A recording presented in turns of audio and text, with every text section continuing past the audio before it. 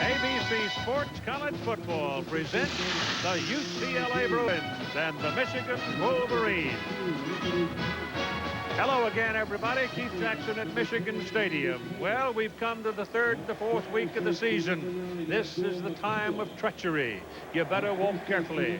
The Cornhuskers are wearing smaller hats this week, and so are the Tennessee Volunteers. And those who have not tasted bitter defeat yet better be careful on this Saturday afternoon and evening, including the home team here, Michigan, as they go out undefeated against the UCLA Bruins.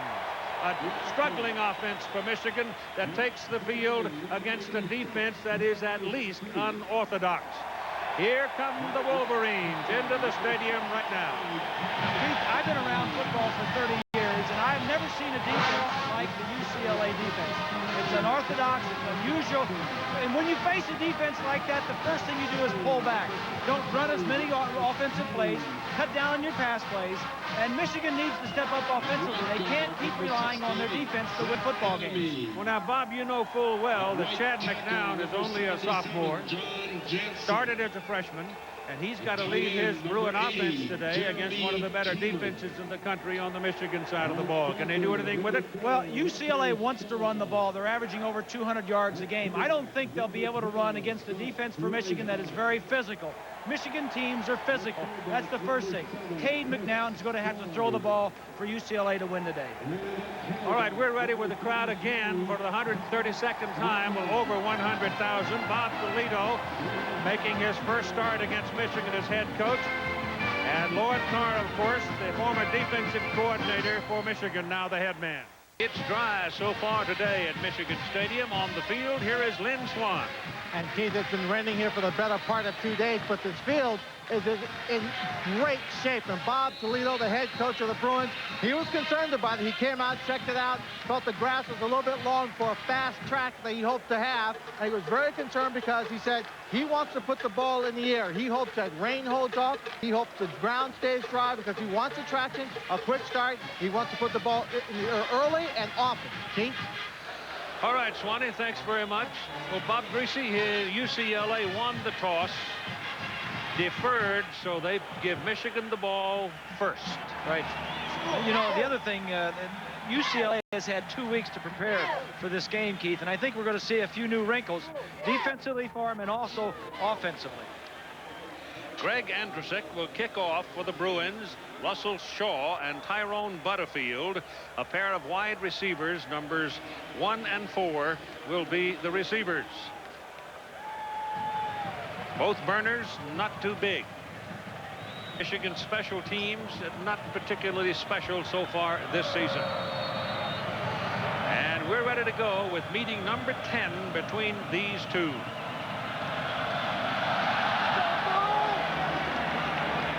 To the end zone, it'll be Butterfield. He's coming out. He runs a reverse to Woodson, who's on the kickoff team, and Woodson is taken down short of the 20-yard line. So Michigan tries to get fancy on the opening kickoff, and it doesn't get them back to the 20-yard line. Scott Dreisbach will open at quarterback, undefeated as a starting quarterback in games seen on this television network. He's 7-0. The numbers for him on the year, the Chili's starting lineup, backs and receivers include Jeremy Tooman, a tight end, who has been outstanding so far this season and probably can be again today because he's going to have a size advantage as he wanders around in the Bruin secondary. Now here's that unorthodox defense coming hard. Dreisbach is put on his back hard by number 97, Philip Ward, and the pass intended for the tailback is incomplete. The offensive front, and they're going to be under siege. Wines, Denson, Payne, Adamy, Jensen. The defensive front for UCLA include Travis Pershke. He's a very good one. Yes, that's what they play, a 3-3-5. We told you it was different. And a lot of the defensive backs up near the line of scrimmage. Some of them are stunning and blitzing, and some of them drop off. Moving constantly. Here they come again. This time Dreisbach has some time. And he throws, and it is incomplete. And they're begging for a call of early contact on Butterfield by Javelin Guidry. They don't get it. And there was a man wearing a striped shirt standing 5 yards from it. Abdul McCullough. Abdul is an outstanding football player. He's better right now probably than he's ever been. The rover in that secondary is Anthony Cobbs. But it was Ward and McCullough who said to Bob Toledo that they would like to go back to their original positions and play this season. And he said, if that makes you happy, do it. Yeah, well, They've been playing like it. McCullough is a very good player. Here's a high looping rainbow thrown out of bounds. Incomplete, intended for Russell Shaw. Defending was Javelin Guidry. His brother Paul Guidry is not playing today. He otherwise would be at the other starting corner, but he has a bruised quad, and he won't play probably. So Paul Peristeris, number 99, comes on the field. He will punt the ball, standing back at the moment at the 2-yard line. Andy Colbert is deep for UCLA. The Bruins should get good field position out of this. There is no pressure. They peel back for the return. It's a good high hanging kick. Colbert can't get up to it. The Bruin knocked Michigan Wolverine right in front of the punt receiver, and he could not get anywhere near the ball. So it goes as a 47-yard punt. And Cade McNown, brilliant in the win over USC as a freshman last year. When he scrambles, look out. The Chile starting lineup, backs and receivers for UCLA. Skip Hicks. He's had nothing but medical troubles in his career so far, but he comes out healthy now and at 222 pounds bigger than he's ever been. He's a big, quick back. So the Bruins get their first snap from their own 37-yard line, and McNown keeps it and turns upfield. He's a 215-pounder, and he's not afraid to do that. And he put it on the Michigan side of the field. First down, UCLA at the Wolverine 47. Chad Oberhauser is the most experienced and perhaps the best of the offensive front for UCLA. The rest of them are young but coming. Defensively for Michigan, David Bowens is the man who has tormented quarterbacks in Michigan's 3 wins so far this season. Bowens has 6 sacks coming into the ball game, Keith, in just 3 games. First down Bruins, and they send Ayers in motion. And this is Hicks. Over the right side, Hicks will get to the line of scrimmage and stop there. Sam Sword was there to meet him, the sophomore out of Saginaw. The defensive backs, and one would guess that Woody Hinkins is the man that'll get picked on. That's because Woody stands only 5'9", but he's bulky at 191 pounds. Well, he gets picked on because he's on the opposite side of Charles Woodson, too. Woodson was the freshman player of the year in the Big Ten last year and an outstanding defensive back. Bruins put 2 wideouts to the bottom of the picture on second down and still almost 10. And McNown keeps it, gets some double pressure, will pull it down and take off again. And he's across the 35, and he's got another first down for UCLA. And we check in with John Saunders in New York. Keith, as you know, the team you have today, the Michigan Wolverines, put a beating, rather, on Colorado, although it did come down to the last play. They're up against Texas A&M. And Ray Caruth, 28 yards. This was after A&M had fumbled the opening kickoff. Right now, 7-0, Colorado with the lead. Keith. Boy, the Aggies have had a hard start, haven't they? They really have. It's first down, UCLA at the Michigan 34-yard line. McNown, Keith, has already shown you his versatility and his ability to get outside the pocket. He's run twice for 29 yards. Put the Bruins in this position. You've got a timeout called with 12:55 to go in the first quarter. State invades Ohio State, or other regional games featuring Nebraska, Virginia, and USC next Saturday on ABC's College Football. We're back at Michigan Stadium, Ann Arbor. The UCLA Bruins on the Michigan 34-yard line. First down, no score, first quarter. Bruins first possession. McNown throws the ball, pass complete to his tight end, Jamal Clark. Clark is finally wrestled out of bounds at the 29. That's a pickup of 5 yards. UCLA doesn't throw much to their tight ends. Their regular starting tight end, Mike Grebe, is out for this ball game. Clark, who just caught that pass, that's his first reception of the year. He is known as a blocker and not much of a receiver, number 96 in the huddle. There's a look at Mike Grebe. had problems with his ankle and is not, we're told, not going to be able to play today. Second down, 5 from the 29. A lot of moving, a lot of shifting. Everybody gets in place. This is Skip Hicks. He finds some room, and he goes for the first down. So the Bruins are moving the ball to a first down at the Michigan 23. Well, the stories for UCLA, they want to run the football with the infantry. I don't know if they're going to be able to, and if they can't, Cade has to throw the ball to win and control the trenches on defense against that Michigan offense that wants to run the ball. Bruins had gone to a double tight end set that time with Tyrone Pierce in. Now they send Durrell Price in at tailback. McElroy is back as a wideout. Price is number 6. He's a true freshman from Sylmar, California. McNown flips to Price, and Price gets quite a greeting just as he received the ball. Joaquin Fizel just clobbered him, but he held on to the ball. This is the old shovel pass. Here's Fizel here, and as this man is going to try and hit the shovel right up front, watches Fizel. If I could get the telestrator to clear here, there you go. Now, when the quarterback draws to the right, it's supposed to pull that defensive lineman, and Fizel did a nice job there holding his ground. Michigan has not been scored on in the first quarter of this season. Bruins now. McNown throws. Ball is completed over there to Price, getting a little help. And he dives for what little he can get out of it, because the Michigan defensive coverage was really good with Woodson at the point of the attack and stopping Durrell Price. So it's going to be third down and 9. He's an outstanding player right there, Charles Woodson. We mentioned him a little bit earlier. They don't throw many passes in his direction. All right, here comes Fizel back into the game. He was out the previous play. Ben Huff goes off the field. That's a change they make on third and long. Woodson has the field side as the cornerback out of the shotgun. You got 4 wideouts in there, and McNown's pass is a bullet that is knocked away by Woodson. He covered Ted McBride like a blanket. And the receiver was open. The throw was the right choice. Take a look from behind Woodson. He's got single coverage. It's a curl. The ball is on its way. Now you go around him. Good timing, good play. Didn't touch him, that left hand. They will try the field goal. Bjorn Merton from 40 yards. Out of the hold of Justin Segoyan. Chris Rubio, the snapper, and the kick is hooked.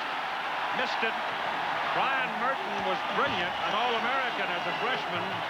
He's been less than that since first miss this year, however. On ABC Sports, brought to you by Genuine Chevrolet, the cars more Americans trust. By State Farm Insurance. Like a good neighbor, State Farm is there. Valvoline, the #1 choice of America's top mechanics.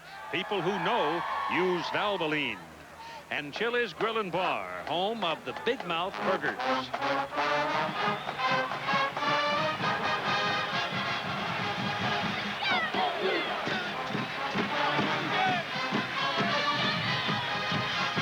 Michigan's second possession will start at their own 23-yard line.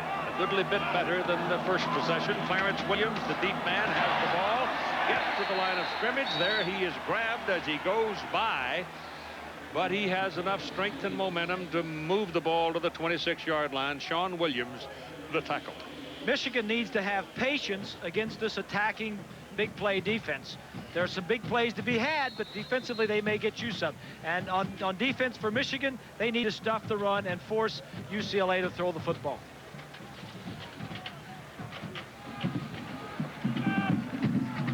Second down, call it 6. Outside the 26, pitch it out to Williams. He's trying to sweep and get around the corner, and Anthony Cobb, the rover back for the Bruins, number 15, takes him down.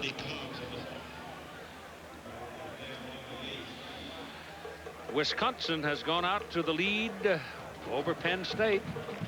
Lions, one of those undefeated teams, walking around on shaky ground up in Madison, Wisconsin. Wisconsin started the season 3-0, as did Minnesota, undefeated. Yep. Third down and a long 6 now. UCLA defense still shuffling around, still moving around, and back goes Dreisbach, dumps it off underneath to Williams, and Clarence Williams has a first down. As the ball comes rolling out, but they're going to rule him down just short of the 44-yard line.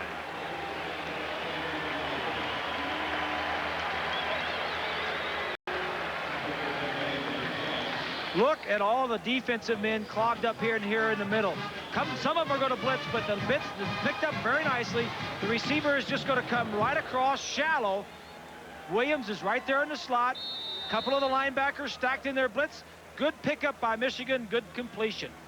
That's the thing about the UCLA defense. You're not really sure which one is going to come and which one is not. You just hope that you can pick it up and get rid of the football. Oh, the Wolverines have a first down with Chris Floyd, the single back right now, and that's Shaw in motion. And Dreisbach back to throw it, goes down the middle again. Intended for his tight end, and there were 2 Bruins there defending on the play. He's lucky to get that ball back. Sean Williams, 32, could have picked it. Williams, an outstanding safety. In fact, these 2 safeties, Keith, maybe as good a pair of safeties that you'll find in college football, Williams and McCullough. Here's what their defense has done this year. Of course, they've only played 2. That's true. Lost at Tennessee, beat Northeast Louisiana. Second down and 10. But they are a puzzle. Rocky Long came down from Corvallis, Oregon to join the staff of Bob Toledo, and Toledo said the man has been doing it with smoke and mirrors and driving me nuts. So if he's that good, and I had that much trouble with him as the offensive coordinator, I want him working for me. Right. What it does, it's a 3-3-5, 5 defensive backs, and they all stack and they all move around, a lot of movement. There are no pre-snap reads for the quarterback. You just forget about that. Third down and 12. Dreisbach, pressure moving from the outside, gets a screen set up for Clarence Williams. It's working. He got about 10 yards on the play. He's got more than 10. He's almost got a first down. So while they look at that, let me tell you about the Chevrolet players of the game. We'll select the Chevrolet most valuable player from each team. Today, Chevrolet awarding nearly $6 million to the scholarship funds of America's colleges and universities. Just short. Just short. So he got 11 yards and 33 inches. It's like Carr's going to go for it, Keith. He sent in a couple of substitutions. It's fourth down. Well, the ball is at the UCLA 45 approximately. So if you're going to go, this is a pretty good place to do it. Early on in the ball game, 8:12 to play in the first quarter, no score. Well, and you have a solid defense. This defense is playing very well all year long, first 3 ball games. Michigan 1 out of 2 in fourth down tries so far this season. And it's Chris Howard, the bigger back, 214-pounder in as the single back. I would think a sneak here, and that's what it is. As Dreisbach just gets on the hip pocket, a big old Rod Payne, and rides him. And they've got the first down. Like Rod says, get behind me. Hang on. Here we go.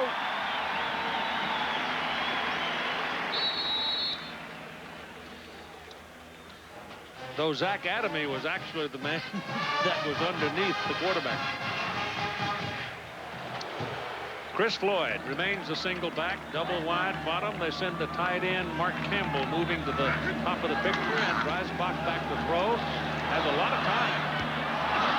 Gets it away down the middle, intended for Tooman, Jeremy Tooman, and it is incomplete. Defending on the play was the linebacker, Danwan McGee. See, McGee's big enough at 6'2", 244 to take on Tooman, who is 6'5", 233. Well, McGee last year, Keith, as you mentioned, some of these players for UCLA have switched positions. Last year, he was a defensive end. Now he's standing up as a linebacker, inside linebacker, covering tight ends on pass routes. It's second down and 10 for the Wolverines at the UCLA 45, and Clarence Williams is the deep back, has the ball. Can't quite get started over the left side, and he'll pick up a couple of yards. Michigan is trying to do, Keith, is run off tackle or outside. Not trying to do anything, any traps inside, any running inside, but try to run on the corners to try to get some solid blocking out there. What was it Lloyd was saying yesterday, Lord Carr, that Williams is walking up and down the sidelines at Colorado telling the coach, put it in my hands, give me the ball, right. Put it in my hands. That's the way you want it. Reisbach loops it downfield for Russell Shaw, and it's just off his fingers. Incomplete. Defending on the play was Abdul McCullough. Give you some idea about the agility and speed of McCullough at 6 feet 216, a linebacker a year ago. He's able to go down and cover one of the quickest and cleverest of the wide receivers. And now Brian Greasy is in for the pooch punt. I watched him in warm-up. He's getting too good. He's starting to spin it and turn it over. That's not what they want. Carr said in a good pooch punter, you want him to be a bad kicker. Well, that's ugly. That'll work. And it's going right to the corner. At the 4-yard line. Oh, there'll be some ragging around the fireplace at Christmas. On ABC, an hour of America's Funniest Home Videos starts off your night, followed by a spectacular new episode of Lois and Clark. Then 90210's Jenny Garth and Melrose Place Bob Estes will star in the world's most scandalous movie, Loss of Innocence. Jenny Garth and Rob Estes, all tomorrow night on ABC. All right, UCLA backed up on the 4-yard line. Skip Hicks standing in the end zone. Kay McNown looking to throw it big. Lets it go, and it is incomplete. Threw it a long way up the sidelines, intended for Jim McElroy, but he had 2 Wolverines running right with him. Okay, you're throwing out of your own end zone. This is what it's like to play quarterback in college football. You can't see a whole lot. You got to look between the creases. He's going to throw it long down the right sideline. Gets hit, and then he can't see a darn thing. I mean, that's life as a quarterback. Throw it, and if you're going to miss it, throw it out of bounds. Cheyenne Caldwell is the fullback standing in front of Skip Hicks now on second down and 10, and whistle stop him. Burn the clock. No, don't think so. Jack Tights is the referee. Ball start, offense. Half the distance, still second down. Take a look in the upper right hand, you know, the white jersey there. UCLA man, it may have been the tight end or the tackle. It's hard to say. Ball comes back to the 2 now, where it will be second down and 12. Bob Toledo, what you want is just to make a couple of first downs, get out of your own shadow of your own end zone.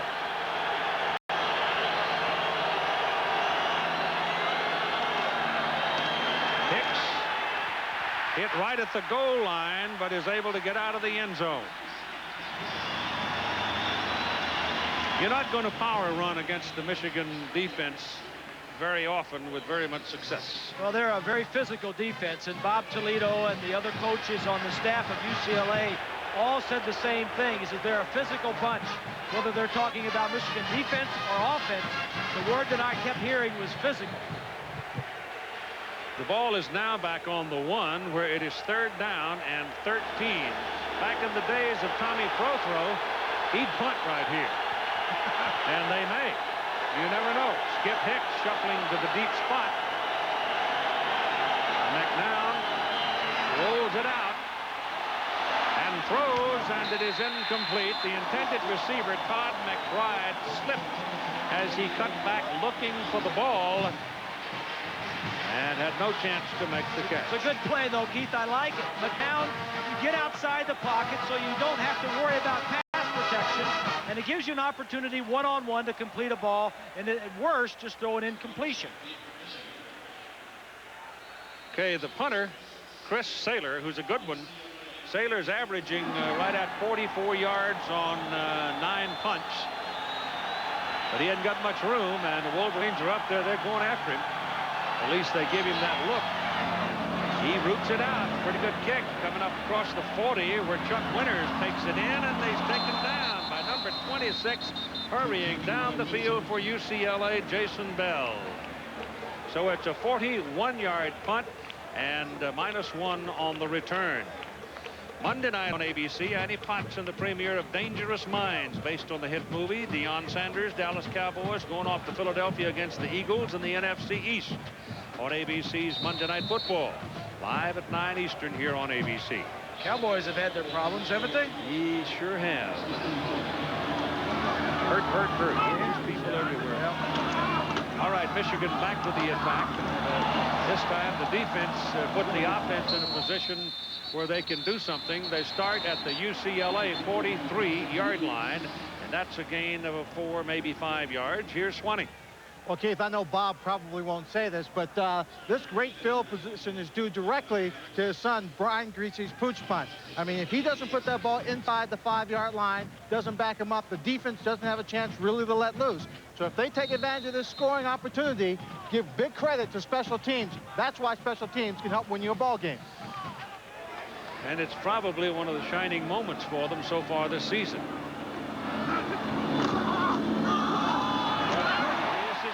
Williams all the way down to the 21-yard line. So Williams breaks one, and this time he stayed inside. Take a look from behind the defense. That's Denson, number 51. 97 is Ward. Not a big hole there, but he just waits for his man Denson to get through. Gedry didn't get the tackle, and you know, there wasn't a big hole there, Keith. Against this defense, there's never going to be that big a hole because you never know where the defensive players are going to be. Chris Howard is the deep back now, and he has the ball from the 21. Hammers it inside the 15. Michigan offensive front looking better and better as the days and weeks go by.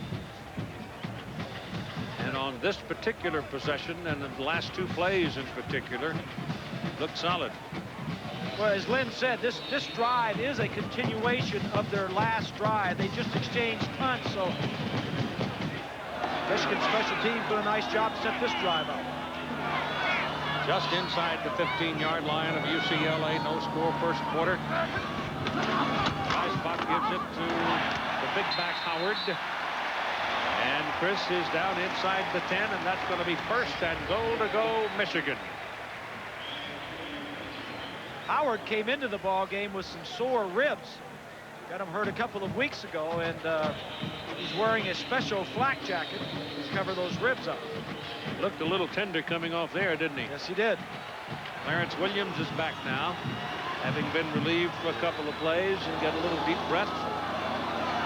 First and goal just inside the 10. And Williams has the ball. And the offensive line surge will take him down to the 5. The offensive front, Gwines, Denson, Payne, Adamy, Jansen. Michigan inside the 20, however, so far this season, not auspicious. That is not very good. When you're inside 12 times and you only score 4 touchdowns, that is not a very good percentage. They've also kicked 4 field goals. They'd like to improve on that percentage right here. Pair of tight ends are on the field now.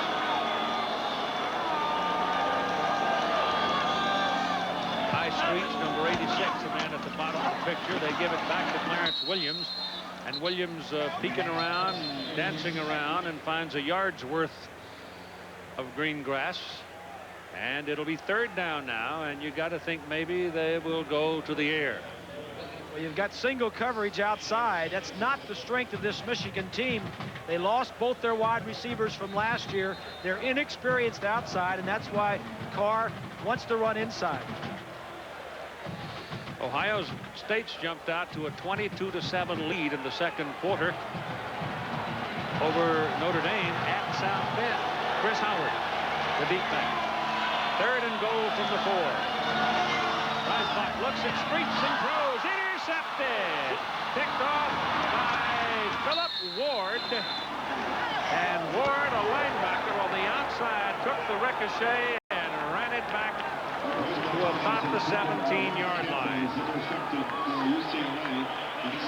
Well, here he is, single coverage out here. He's just going to run a little slant.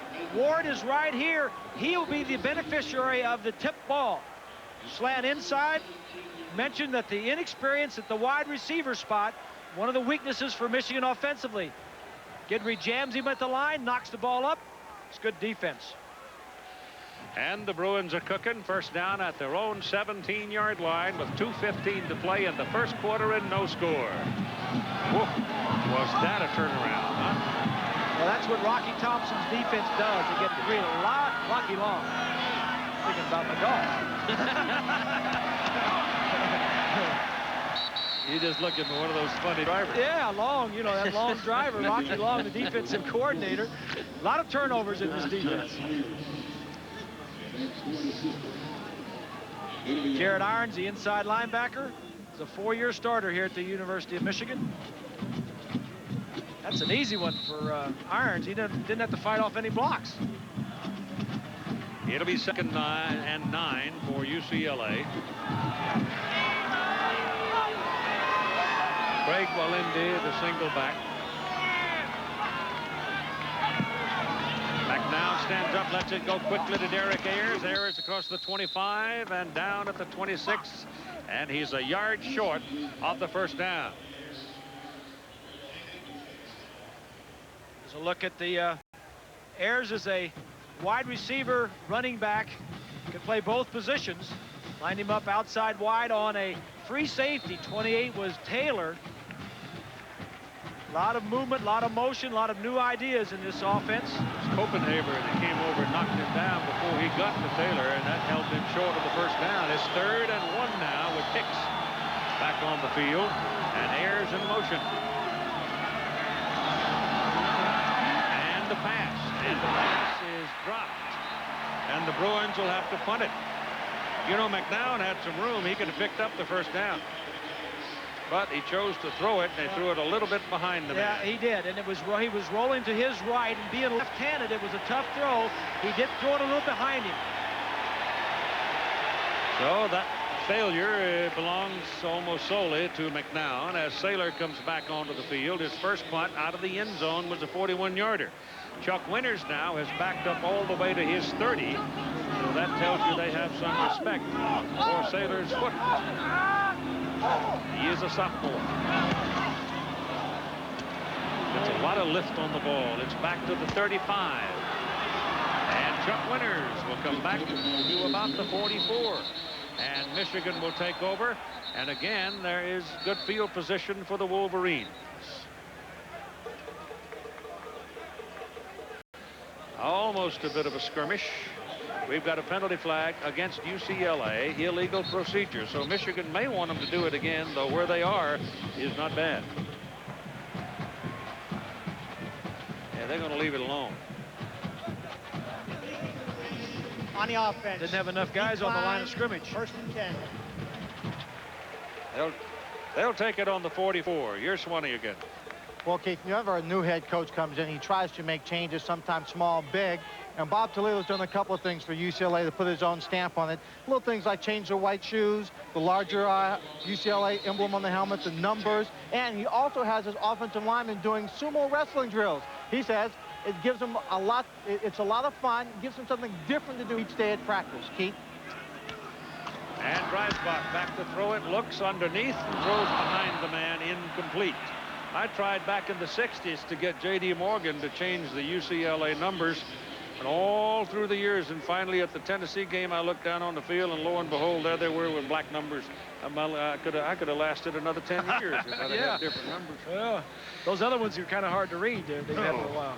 Guarantee you, Tennessee and UCLA on a foggy night, you got no chance. Yeah. 2nd down and 10.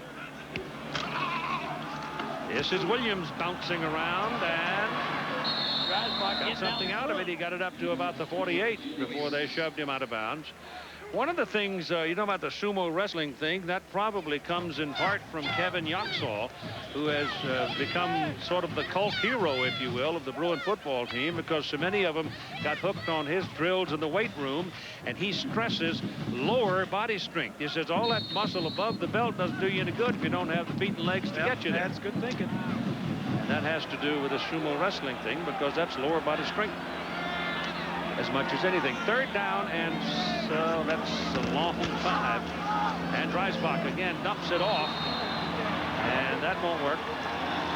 And so Michigan sort of has actually that's a poor offensive possession for Michigan. What that was, they had snuck Charles Woodson, the cornerback, into the ball game at wide receiver, brought him back around and faked a reverse to him. Every time Woodson's been in the ball game, they've been giving it to him, faked it to him, and tried to throw something off of it.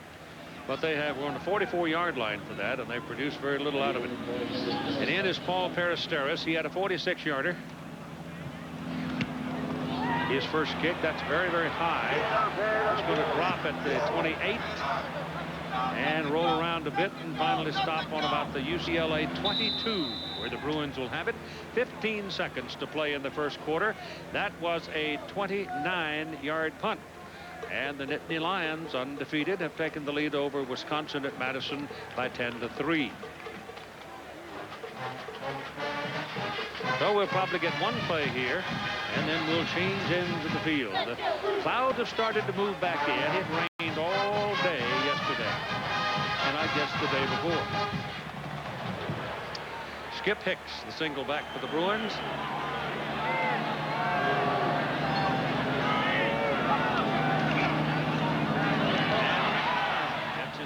Too far out in front of the intended receiver, Todd McBride. Ball poorly thrown. And you've got 11 seconds. So they'll get another play at this end of the field. Where's the wind? Kind of swirls around in the great big old oval. For the 132nd time, more than 100,000 people here. They were thinking in terms of 104,000 for the ball game today. Down is 4 of 9 for 14 yards. Teams have moved up and down the field. Michigan had the ball at one time on the UCLA 4-yard line, 3-yard line, and couldn't get it in the end zone. They were intercepted, and the Bruins have come back now and have it second down and 10 with 10 seconds to play in the first quarter, and it's Skip Hicks. Running ball out to the 25-yard line, and that'll do it for the first quarter of play. After 1 at Michigan Stadium. UCLA nothing and Michigan nothing.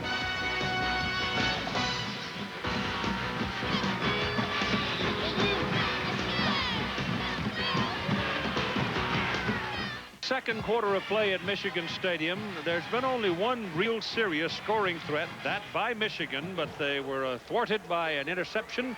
We are scoreless, and UCLA owns the football. Third down and 7, just short of their own 25-yard line.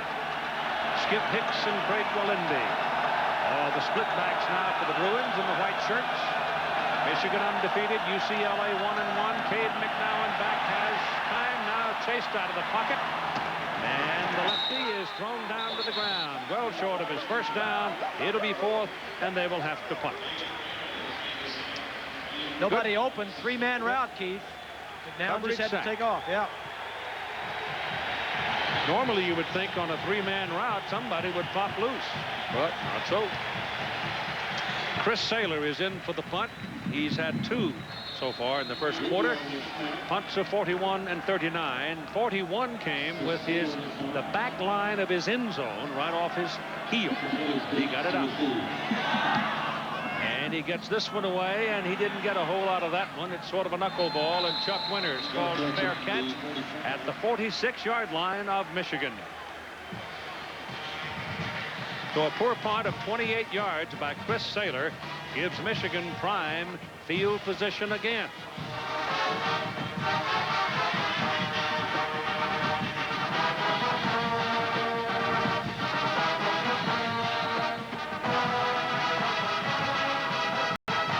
You keep giving a team good field position, eventually they'll stick it in the end zone. Chris Howard is the single back. And he's got the ball, chucking it up the middle for a couple of yards. Here's a look at the numbers from the first quarter. Michigan had it 23 plays to UCLA 17 and had a little bit more yardage, but the key number there, Keith, is the turnovers. Michigan throwing that interception in the end zone, and again, getting inside the 20 and not converting any points on a drive inside the 20. An injured player for the Michigan Wolverines, Damon Denson, the senior guard from Pittsburgh, Pennsylvania, down on the field. Timeout for him.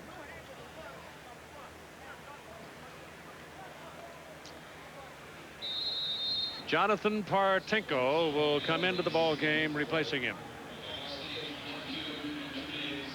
Denson just stood up, and that was an exciting thing for the crowd, because for the moment it looked like he might be hurt pretty badly. He's obviously in pain, and it has somewhere around the neck area, the shoulder area, but you hold your breath. I don't know, Keith, the way he's walking, it might be it's hard to tell, but it looks like he is in pain. I don't know if it would have been a shoulder. I don't think they would be they wouldn't be carrying him like that. The way they is. So it might have been an ankle or a knee. But not a lot of depth in that line for Michigan. But they'll miss him. So the ball is 2nd down and 9 as it rests outside near the 47-yard line. No score at 13:58 to play. Florida handling Kentucky as expected as you look at some of the scores, and Florida State is out of the second quarter now, only 3-0, and Colorado jumping on A&M 14-0 in the second quarter. Virginia Tech, Syracuse looking to get back into things, but Virginia Tech is a tough road to hoe. California out over Oregon State. That was probably expected out west. Arizona State, of course, has suddenly become the big story out west, haven't they? 2nd down and 9 now for Michigan, with Clarence Williams a deep back, and Parchenko is in there replacing Denson. And it is Dreisbach setting up to throw it. He's got Williams wide open, and he drops it softly into his hands, and Clarence Williams will score. Touchdown, Wolverines.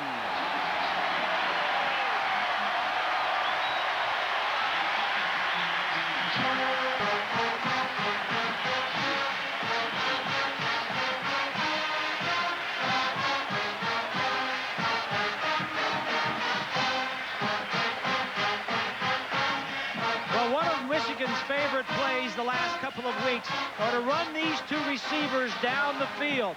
Now, I said that UCLA had 2 weeks to prepare. This is a new wrinkle right here where the back swings out to the lower part of your screen. This was just added. Yeah.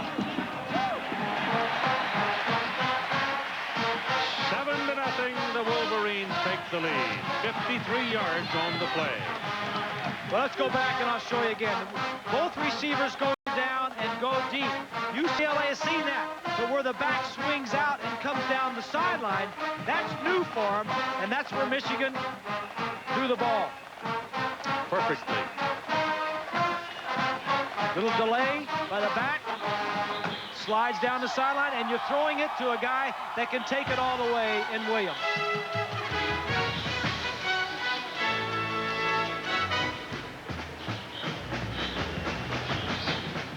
Richardson hooking up with Joe Jaravicius. Gets it down to about the 7-yard line. Nice job to come back to the football. And then Curtis Enos from a yard out takes it across. Penn State has scored once with a touchdown, added a field goal. They lead 10-3. Keith. Thank you, John. Here we go now with Jay Feely kicking off for Michigan, and it's Keith Brown and Ryan Rock back to receive it. True freshman, redshirt freshman. Brown is the true freshman out of Phoenix. Keith Brown. Write it down. Damon Denson laying on a cart on a stretcher down on the side of the field, and the doctors attending to him. We still don't know the exact cause, but it still looks like a neck area injury. The kick is down to the 5-yard line, where it's taken by Keith Brown, and he's out to the 25. And there the Bruins will go to work. College football on ABC Sports, brought to you by Ford Motor Company, where quality is job one, and Burger King, where you can get your burger's worth. It is Roscoe Zameno, a freshman linebacker, who is shaken up on this play, and he's holding a hip. So we're getting people hurt here all of a sudden. This is a grass field, prescription turf, and it's about as good as it could possibly be. Here's a look at what UCLA has done in their first 4 possessions. Had a nice drive opening the game, and then 3 plays and out the last 3 possessions.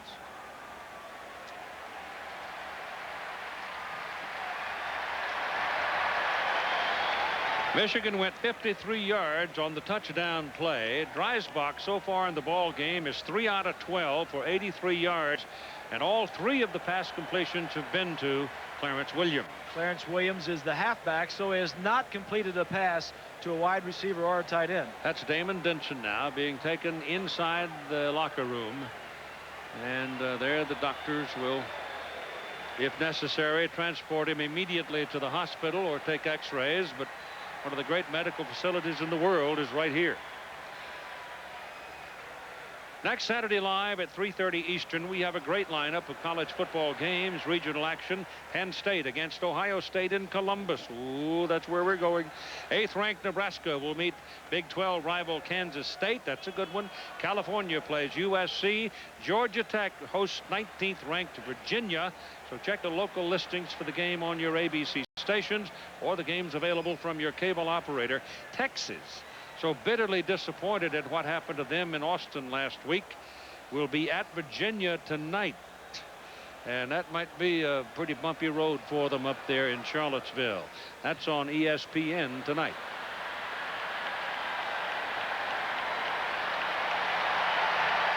Zamano, the injured UCLA player, Damon Denson, has been taken into the clubhouse on a cart.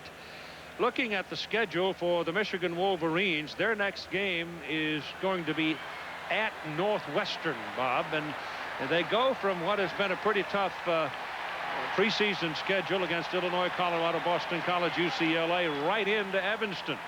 Well, that's right. That starts the Big Ten conference schedule, and what you're seeing there is a Northwestern team that is not going to surprise anybody this year. They surprised some people last year, but they're having their problems this year also. But still pretty good. Right now, no while question. we're still timeout, let's go to John Saunders. You talked about the struggles for Texas A&M this year, Keith. Well, they continue. Coy Detmer, the outstanding quarterback, out of the backfield is Herschel Troutman, and he takes off at midfield. 50 yards on this play, barely a hand laid on him. And Colorado expands their lead over Texas A&M, now 14-0. Keith. I don't know. R.C. Slocum and his folks must feel like Chicken Little down there at College Station, the way their year started for them. They can't do anything right. Next year, I want to go back to the schedule business, though, because scheduling teams now is getting very difficult unless you want to agree to a home and home, as they're taking Roscoe off the field now. But you look at Michigan's schedule for 1997, I mean, that's brutal. Look at the first 3 games. They're all at home for Michigan, and they can thank their lucky stars for that. But Colorado, Baylor, Notre Dame before you start Big Ten, I mean, holy smoke. That's their non-conference schedule. Ooh. They need to go down south and ask Alabama and Auburn and some of those schools about scheduling some schools that are sure W's. Instead of Colorado's and the Notre Dames and the Baylors of the world. Well, that's Florida. Well, Florida also, yeah. Yeah, I mean, they had Indiana State and Montana State and other juggernauts like that coming down in with this alliance, September. Keith, and the importance of being undefeated and no losses, the scheduling down the road may change because nobody wants to lose a ball game. Nobody wants to play anybody good before their conference games. Well, Zamano is now being taken from the field, obviously in pain and hurt. And the ball rests at the 25-yard line. Did you catch that score in Lafayette, Indiana today? No. The Boilermakers just walked right through them. Did they now? They won the first, yes. Who are they playing? NC State. Oh. First down at the 25, and there's contact along the line of scrimmage. That was number 58, Rob Rennis, batting people around.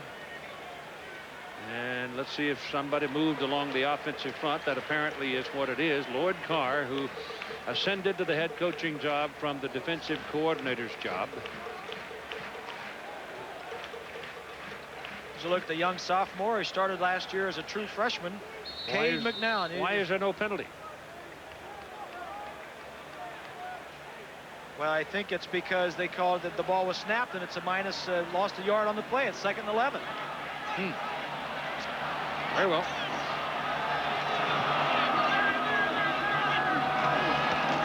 McNown keeps it, steps inside the pressure, takes off.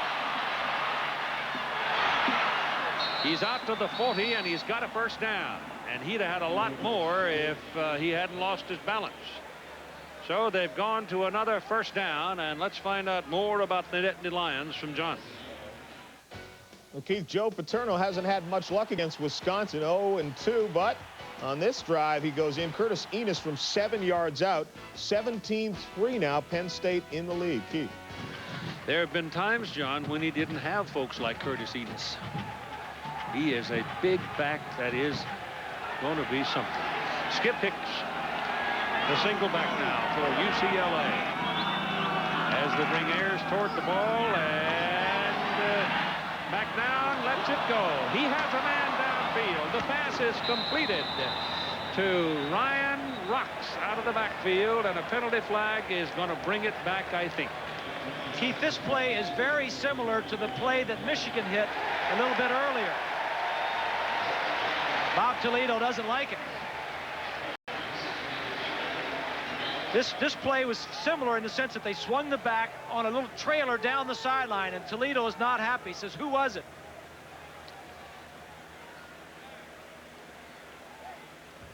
Ineligible receiver downfield on the offense. That's got to be an offensive 5 yards. lineman. Repeat first down. No question, it's an offensive lineman. Here are the officials. They are Big Ten officials. Jack Tights, the referee, Ed Manning, Steve Beckman, Tom Hoffman, Tom Perot, Henry Armstead, and Perry Pagadelli. And the ball comes back to the 35-yard line, where it'll be first down and 15.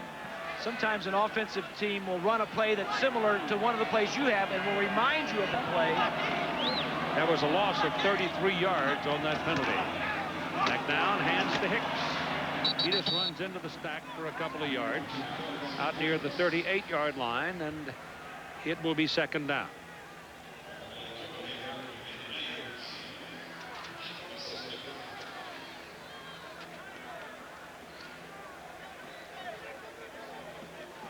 Cade's kind of a unusual name, Keith, that I know you know. His mama loved the novel Gone with the Wind and named him after a Confederate soldier named Cade. I tell you what, it'll be something. He's got to be the next Johnny Mac Brown. Gotta get a cowboy hat, and a white hat, throw him on a horse, Spotted horse, and away we go. Yeah. Setting up the screen here. Now trying to get away from the pressure, and he can't get anybody to screen it too. And so the Wolverines finally get him, and it's number 6, David Bowens, who was in his face the whole way. It started out as a wide receiver screen, Keith. You're exactly right. McNown stops back 5 steps. The defensive line, they let him go. The offensive lineman said the ball is going to be downfield. Now the defensive line, 1 can't catch him, 2 can't catch him, but when you have 4, then they can corral him and get him. The quick feed of Bowens kept him inside the corral. Back at the 28-yard line now. It'll be third down and 17 for the Bruins. Derek Ayers, who was the man to receive the screen pass, was knocked down by one of the defensive linemen. McNown looking down the field, lets it go. That pass is incomplete. It was on the hands but dropped by Eric Scott. The ball was low, and Eric couldn't reel it in as he reached for it on the sidelines. And so UCLA will have to punt it away, and the Michigan defense gets a hand.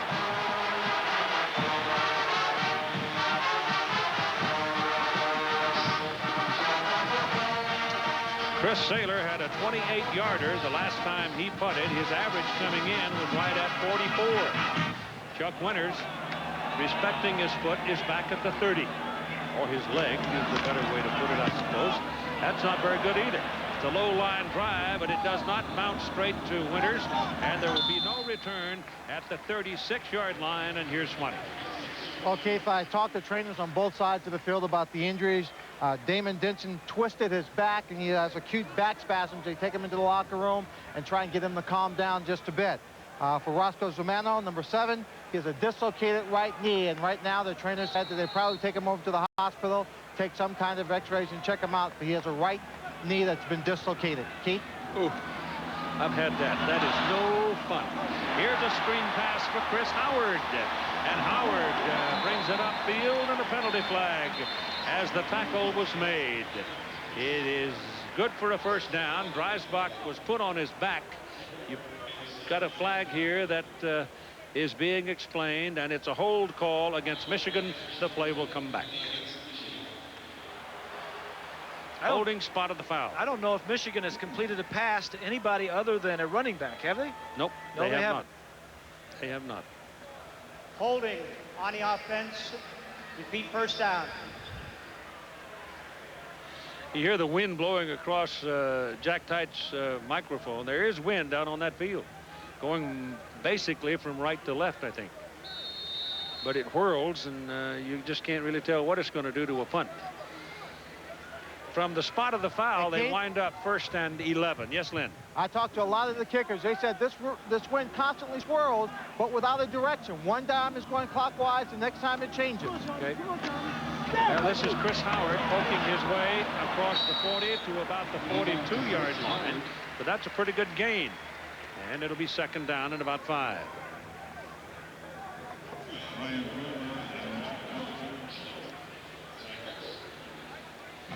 Cade McNown left California, went up to Oregon, and he finished playing his high school football up at Oregon, and accepted, in fact, did a little promoting himself to get back down to UCLA and get a scholarship. He is a true, genuine football junkie. Dreisbach back, pass down the middle, and that's a good catch by number 88, Mark Campbell, as Scott had a little zip on it. And Campbell, right in between defenders, was able to handle it.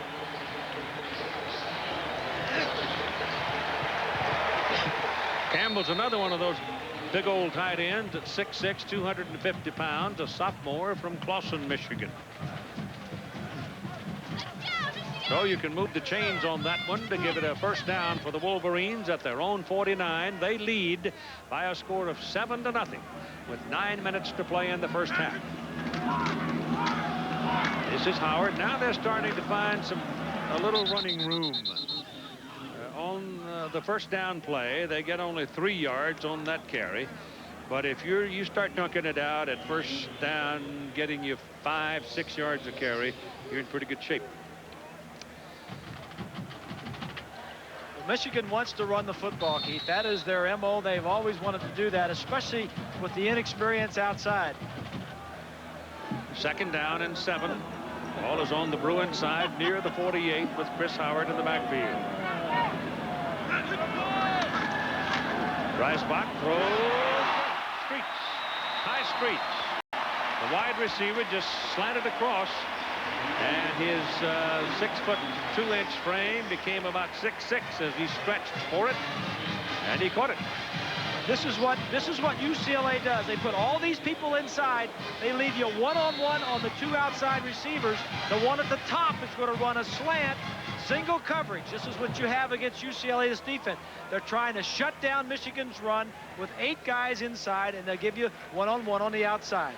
And Michigan now at the Bruin 31, 1st down. Dreisbach streaks again. That ball's too high. The defender had stepped right in front. Waswa Serwanga had stepped in between the receiver and the quarterback, and it's a good, maybe Scott saw him and What just was his threw it name away. again, Keith? Oh, it's a good one. Waswa Serwanga Wanga. from Sacramento. There you go. He's a pretty good football player, too. This is it's touchdown.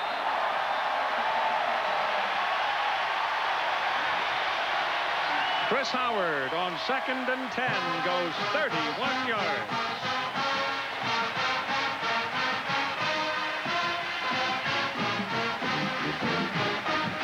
Take a look at the battle in the offensive and defensive lines. On a blitz, 72 is Parchenko. He's filling in for Denson. Campbell, 88, doesn't get around in time. He's trailing the ball carrier. He doesn't need his block. Remy Hamilton out of Gracie's hole. Bullock snap. Everything works. At 7:47. Michigan 14, UCLA nothing. That moment today is a memory from September 1990 here in Ann Arbor. Michigan jumped out to a 21-0 lead, but the Bruins came battling back behind Tommy Maddox. But John Vaughn had a career day, total 288 yards rushing, scored 3 touchdowns. Michigan won 38-15. Jay Feely will kick off now for Michigan, and UCLA's return people are Keith Brown and Ryan Ruck.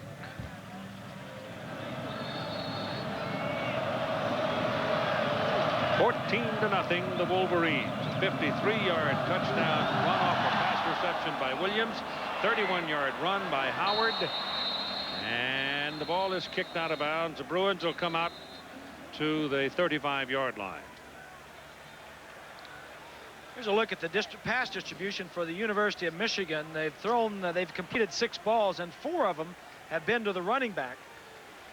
1 to the tight end and 1 to the wide receiver. Dreisbach is 6 of 16. First down and 10 on the 35-yard line. 6 of 16 for Dreisbach. McNown is 4 of 9 for 14 yards. Bruins come up to the line of scrimmage with Walendi and Hicks in the backfield, split. 1 man wide, top and bottom of your picture. Down by 2 touchdowns. They need some drama here. Try to get Hicks outside, can't do it. Charles Woodson, cornerback on that side of the field, was the last line of defense, but he was quite sufficient to the job. Thank you. He took the man down for about a 3-yard loss. Woodson had 8 takeaways last year. We say it was an outstanding season for him as a true freshman. Ball is now resting exactly on the 32-yard hash mark on the Bruins side of the field. There are the particulars of the ball game in the corner of your picture. They've not run much. They go to the shotgun. They'll try Hicks up the middle on a little delay. Lost his balance at the line of scrimmage. And a penalty flag, and it's thrown from way down the field by the back judge. But he saw something.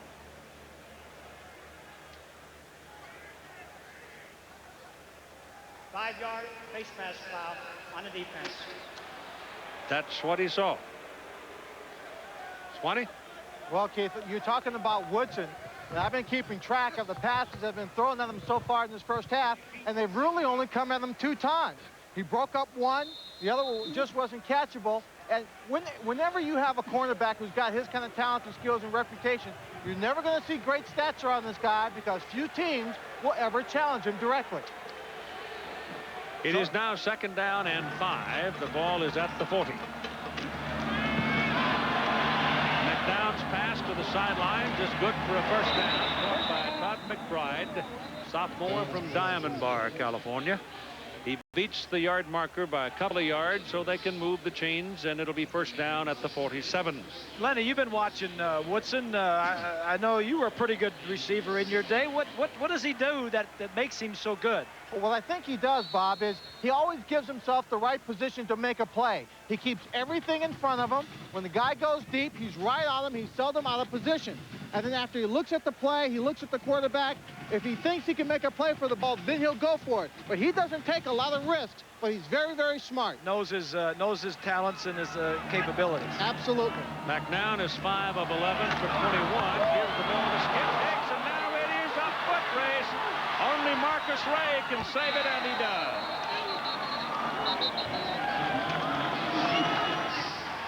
Big play for the Bruins. They stop him short of the end zone. Marcus Ray had the angle, and he ran him down. It's pretty good blocking of that left guard. The right guard is Myers. Overhauser's going to pull and get through there, get a block right there. And then he just uses his speed to outrun him. Skip Hicks, as you mentioned early, with a lot of injuries in a shortened career, got loose there.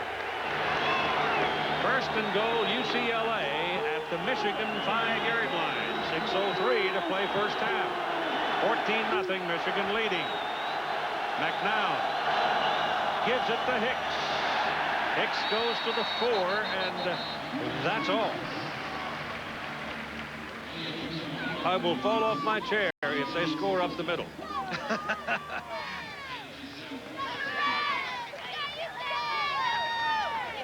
Well, Will Carr is in the center of that defensive line for Michigan, and they're not going to move him. He's 6 foot and 287 pounds. They put that ball down exactly where it was, right on the 5. Second down and goal.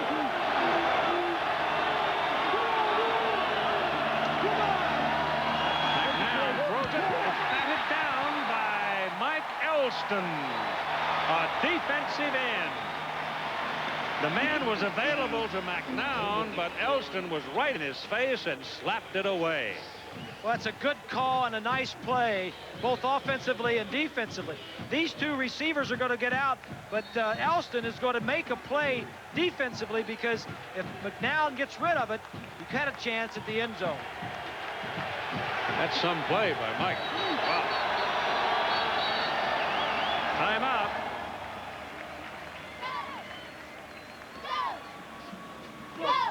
Timeout is called by Michigan. It is third down and goal for UCLA at 5:21 to play in the first half, and here's John.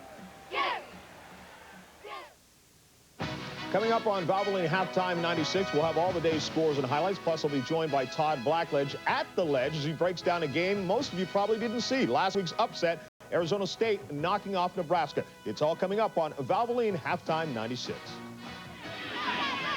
Bob, I got to believe that McNown is their best weapon here. Well, you mean get him outside the pocket, runner throw. Yep. I think that's a good idea, Keith. Give him an option to run it in. I think that's what Michigan thought they were going to do there, because that's why Elston was his shadow when he came out. Well, the young McNown should have faked, pumped it, got Elston in the air, and then got around him, and then he would have bought himself some more time. There's Alan Borges right there, the new offensive coordinator. Kind of interesting. Al came down from Oregon off Mike Belotti's staff, and Rocky Long came from Oregon State. Right. Join up in Westwood. Al Borges says, we've had 2 weeks off. He says, I've seen so many Michigan films. He says, I think I've got them memorized. He said, let's go play the game. And there's Greg Madison, the defensive coordinator, calling the defense for this play. It is third and goal for UCLA at the Michigan 5. McBride is in motion. McNown slapped on the side of the head and taken down. Number 81 was the man that did most of the damage, Glenn Steele. You got to block these guys. Come on, offense, you got to block Steele. Nobody's going to touch him. Look at him on this side of the screen. Nobody touches Steele, number 81. That's just a missed block, probably by Ferris, number 71. The left tackle. Bjorn Merton missed from 40 yards, and now he's set up to kick from the 15, which makes it a 25-yarder. And put it down. It's 25 yards, and it's up, and it's good. 4:39 to play in the first half, and UCLA fumbles around. They had a first and goal at the 5 and can't get it in. Settle for 3, and we're 14-3. They had that great run by Skip Hicks, and it looked like he was going to score, and the Michigan guy just knocked him out of bounds. I think it was Ray, and in effect saved the Wolverines 4 points on the scoreboard. You know, Marcus Ray was the man that had the angle, but also involved in the final contact that pushed him out of bounds was number 2, Woodson. Yep. Here's Lynn Swan. Keith, Michigan's got some great traditions, but one that's been around since 1962, or began in 62, is the touching of the banner. The team come down in the tunnel, they run up and touch the banner. They got started when the U of N club decided the 62 team needed some motivation. So they lined the field in a human tunnel, and they passed through that. And in the mid-60s, they created the banner and they all come down, and it's being held by athletes from the other sports. So it came about as a way to generate more spirit and let the football team know that everybody at the school was behind them. Keith?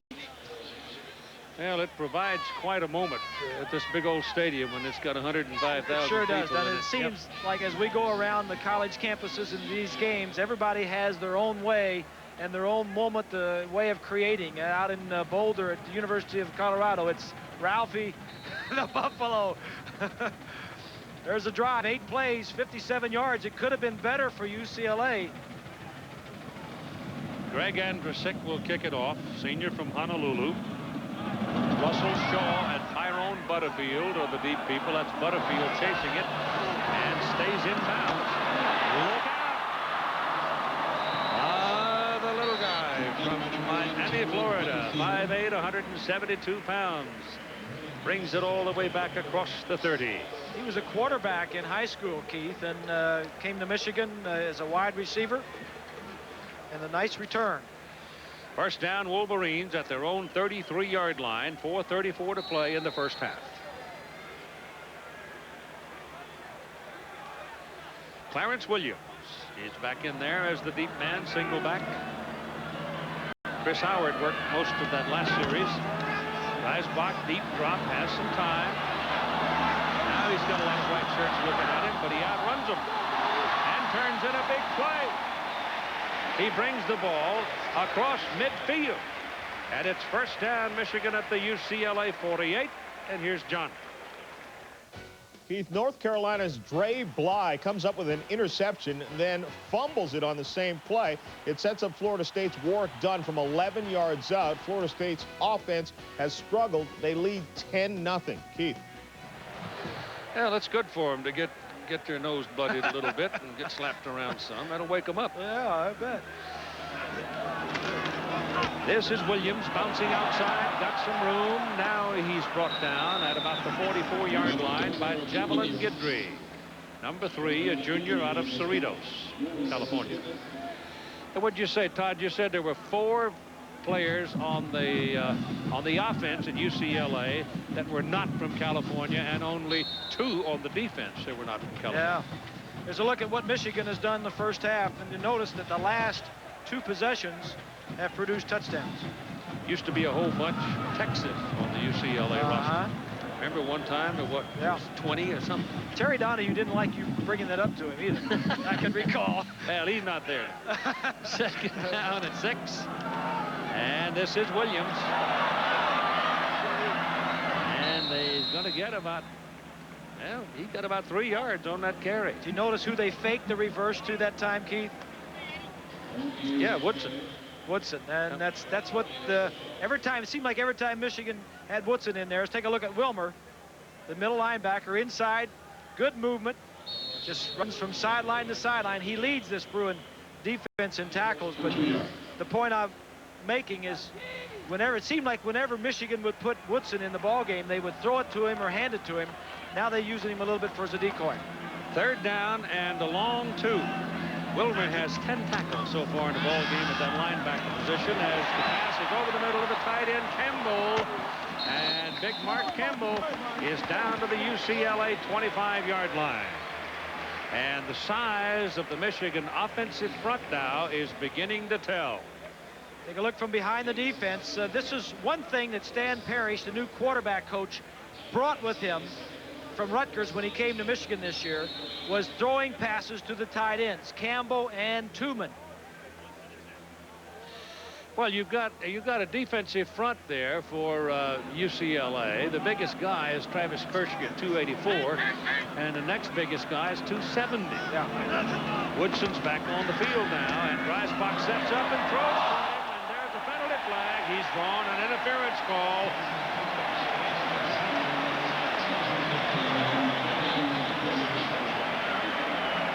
He got it on Javelin Guidry. Guidry came over and hit him before the ball got there. And it's going to be first down for the Wolverines. And Guidry and these other defensive backs know, Keith, that when Woodson comes in the game, they know his number. He's the defensive guy that's so good. They bring him over on offense every now and then. And Guidry knows that, hey, look out. Something may be coming this way.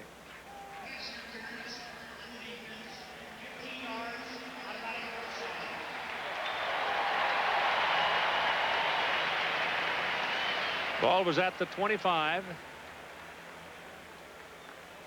It's a 15-yard penalty, and it puts it on the 10. Fred Jackson, the offensive coordinator for the Wolverines, sending down the play and sent into dry spot. Chris Howard is the single back now.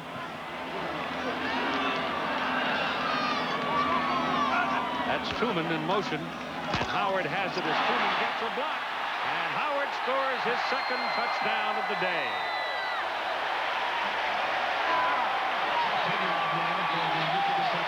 The inside guys did that. The tight end took out the last man around the line of scrimmage, and Chris took it in. Howard has not seen a lot of action because of that rib injury, but they need him. He is a bigger, stronger back. Williams doesn't have the size.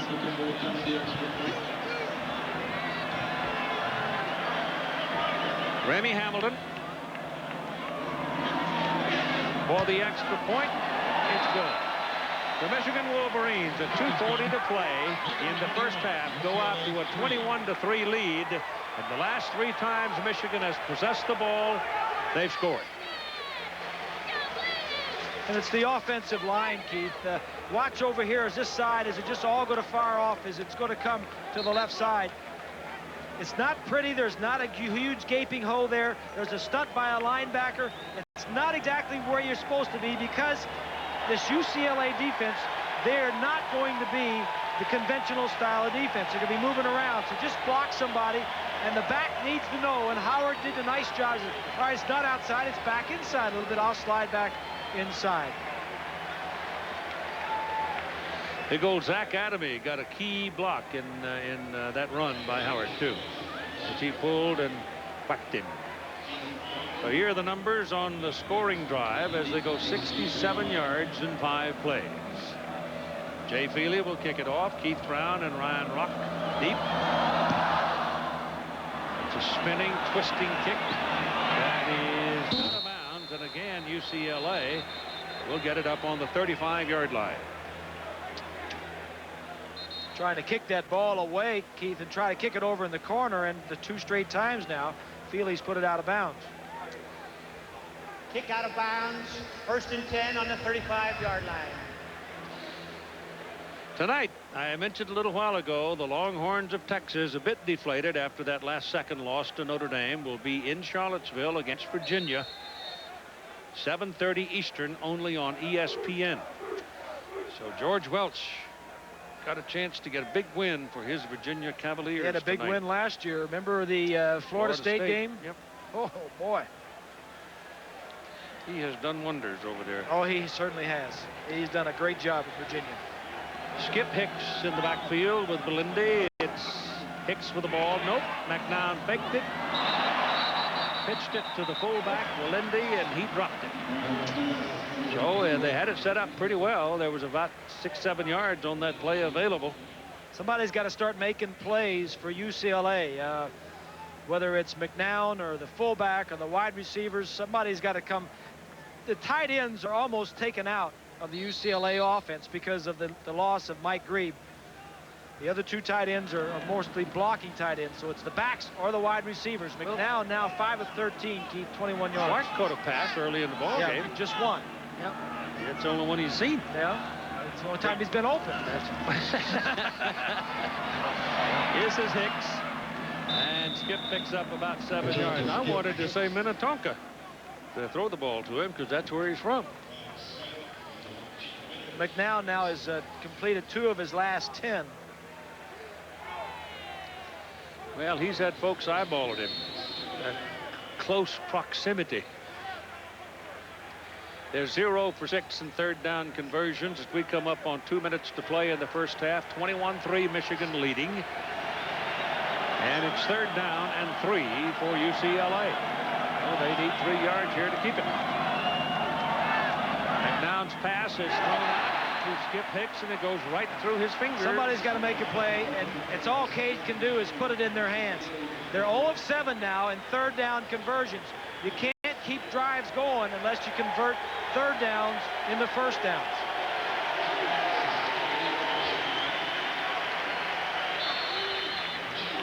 Chris Saylor, who is not having a bumper day punting the ball, he's going for his 5th now.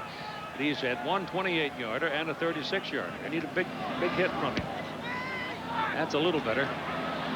Chuck Winters goes over, drops it, and then is taken down. Got to be careful. So Winters trying to make the catch over the shoulder, did not make the catch, and Michigan will have the ball down around the 23-yard line. Play like that, ball squirts loose, Bruins get it. At that point, you never know. 21-3, could be 21-10 before you can take a breath. The Bruins need something good to happen for them, an interception, a fumble, or something. Their offense is not providing a spark. The defense needs to come up with something to get them going. All right, it's Clarence Williams, the single back for Michigan. He has the ball, looking around the right side, picks up a couple of yards to the 25. Clarence Williams carried. Williams is a 196-pounder. And while he says he's tough enough to carry it 30 times a game, the coaches don't want him to carry it that many times. Well, he might be 196, Keith, but he's only 5'9". Well, that's right. The pounding he takes, that's why I mentioned a little earlier the importance of Chris Howard getting back in the offense, so you can have 2 guys carrying the ball from that position, because in this offense and in a lot of offenses, the fullbacks don't carry the ball. 2nd down and 7. Coming up on a minute to go in the first half. Clarence picking his way through there, and he's got a big gain for Michigan out to the 41-yard line.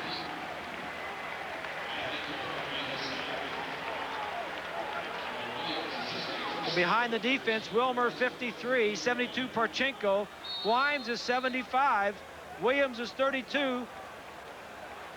Nice job up front, some blocking, had a helmet on everybody. Something big is going to happen here. Woodson's back. He's out there in the wide spot, top of your picture. Michigan man took off too soon. Butterfield started early. Well, they just threw it to Woodson too. You were going to see how well he could run with it, but that wasted a play. You don't think Fred Jackson upstairs, the offensive coordinator's upset. Finally get him the ball and see where they can run with it. Well, Butterfield jumped the starting count. That'll back him up 5.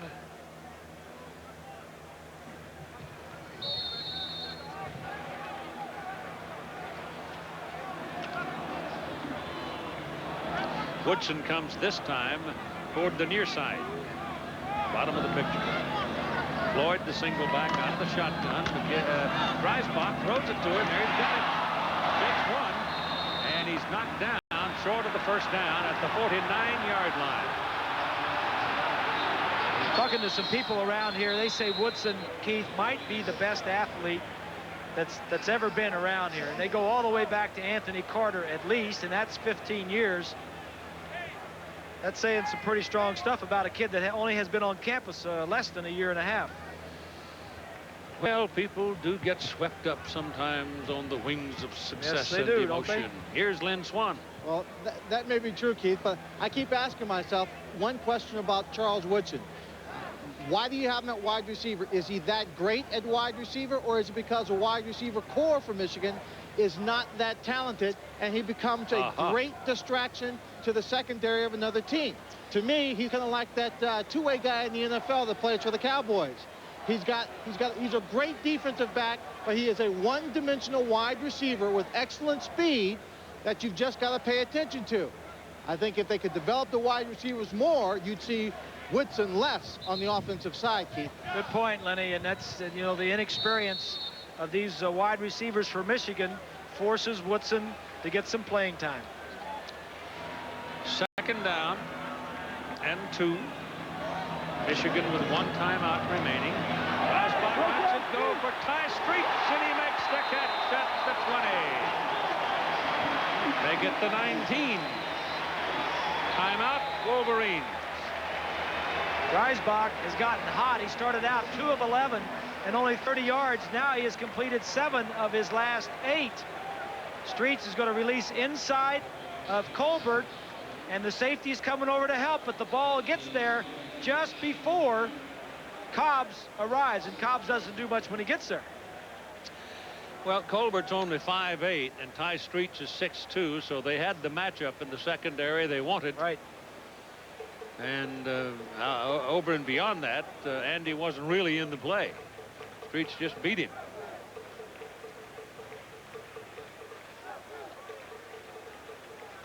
Take a look at Streets. Look at his right hand. Look at his fingers. What's he doing here? Lynn Swan's going to give us a report on that. Well, I got to tell you, Bob, he's been doing it. I've started watching him in the Colorado game. Every time he lines up, gets a pass play, he shakes a hand. I've been watching him running plays.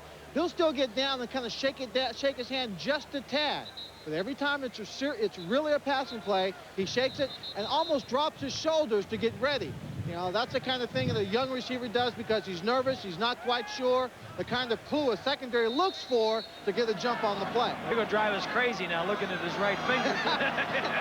Well, why should you be any different than the other side? Yeah, let's watch his hand now. Woodson is on the near side. Drops the snap, throws it, and throws it out of bounds. Well, that's a good thing to do. He's going to be called too for intentional grounding. Intentional grounding of the ball. Yep. Yeah, it was a pass. He shook his hand, and it's a good call by Jack Tights.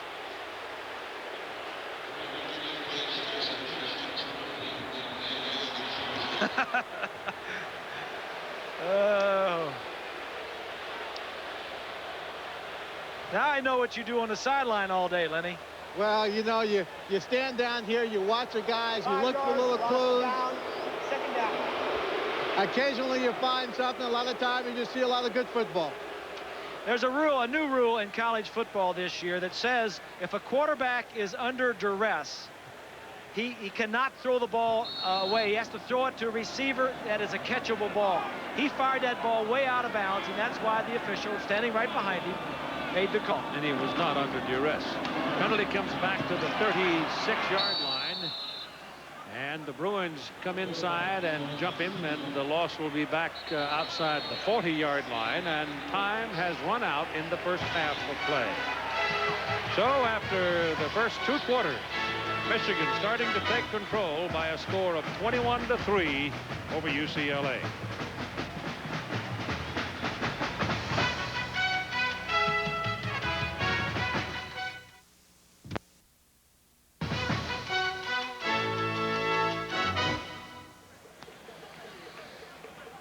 Look at the blue sky over the city of Ann Arbor, Michigan. The highlights in the first half of play all happened in the second quarter.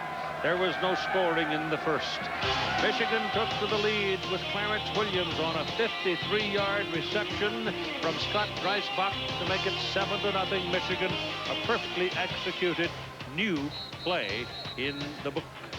Both wide receivers going to the left to draw all the defensive backs, and the quarterback flare control to the left, throw back to Williams to the right side. Then it was the other running back, Chris Howard, who exploded over the right side for 31 yards to make it 14-0. And right about here, you could sense that the offensive front of Michigan was taking control of the line of scrimmage. Chris Howard took it in for his second touchdown from 10 yards out. A 25-yard field goal from Bjorn Merton. That's where we are at 21-3 at halftime. Remy Hamilton will kick off to start the second half of play. UCLA has Keith Brown and Ryan Rock back to receive his kick.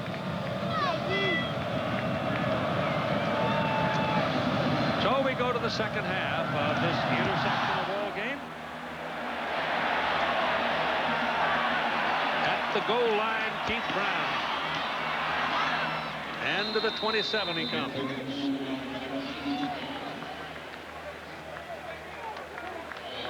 Here's a look at the numbers after the first half. Look at total yardage for Michigan, 318 yards, good balance of run and pass. For UCLA, only 21 yards passing. And look at the third down conversion. UCLA has yet to convert on third down. Average starting position good in favor of Michigan. And it's Jarrell Price in the ball game at the deep back position for UCLA, a freshman, as we start the second half. He gets the ball. And he turns the corner for 2 yards. That tells you something, Keith. Either Hicks is hurt or they don't like the way Hicks is playing. Offensively, McNown is 5 of 14, only 21 yards. Hicks had the 50-yard run. He leads him at 66 yards and not much through the air for UCLA. Well, there's Hicks on the sidelines. Yeah. Looks all right. When a true freshman starts ahead of a redshirt junior, second half, something's up. Ayers in motion. McNown turns back, looks right into the face of pressure, throws the ball to his tight end, Jamal Clark, who slips and slides out of bounds short of the first down. Here's Lynn Swan. Well, Keith, just what you saw happen on the last play is what Bob Toledo says has to happen in the second half. His receivers have to catch the football. He was terribly disappointed at the number of drop passes. Also on the defensive side, he said the defense was not getting lined up fast enough and not reacting to motion, so he wants to change that. But his key message was, remember 1982 and being down by 20 points. We can come back and win this ball game, Keith. Well, it's a big hill, but I suppose it's climbable. Done before. McNown lets it go for Derek Ayers, and it's intercepted by Charles Woodson. You just saw a young craftsman plying his trade. It's first down Michigan at the UCLA 38-yard line.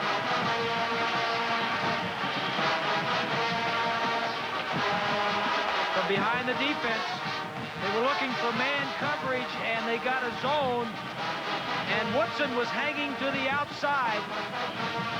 I tell you, it's dangerous throwing in Woodson's because he has such awareness and he sees the ball. And not only that, he can make a play on it. He can catch it. Clarence Williams, the deep back, as they go to work from 37 yards out. And they give it to Williams. And he's inside the 35 to the 33. 20.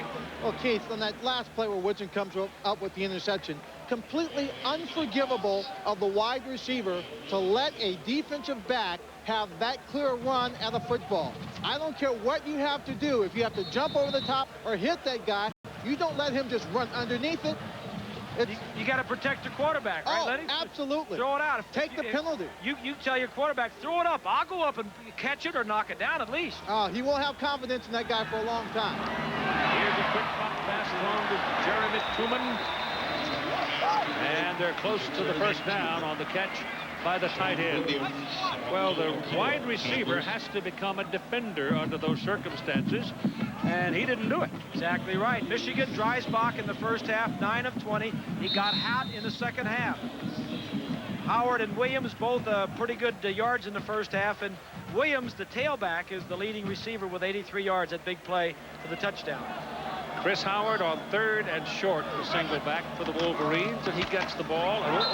He got decked short of the line of scrimmage, and it was 97 did the job on it. Philip Ward with some help from Dan Juan McGee. So he ran into two linebackers who were roaming through the That's neighborhood. that stunning, unorthodox defense that we talked about earlier, that he would just blitz the gap and got into the backfield. This is a time where you might just go for it on 4th down, Keith. Well, it's 4th down and 3 now. It'd be probably a 47-yard field goal. Just All right, go here for it on comes 4th Streets down. and Yeah. Shaw and Chris Floyd. So they've sent a passing play onto the field. Dreisbach says, wait a minute, I want to talk about this with me coach. So you got a timeout charge to Michigan.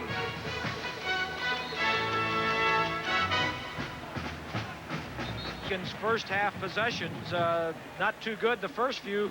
All of these down here happened in the second quarter. Pretty good field position over here also for Michigan, but slow start. Played very well in the second quarter. 4th down and 3. They made it the last time they tried it. That's Truman moving across the tight end. They got Williams outside to the right, leaving Floyd the single back. And it is Dreisbach looking and throwing for the tight end, and it is incomplete.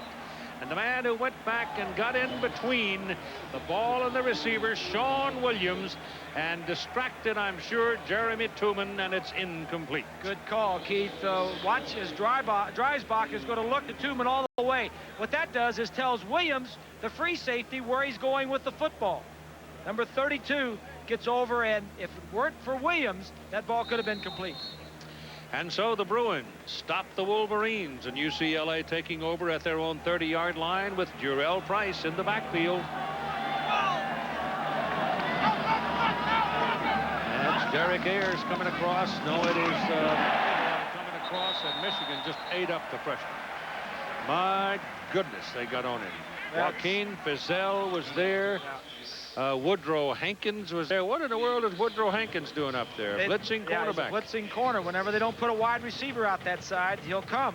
William Carr was there, and always number 37, Jared Irons.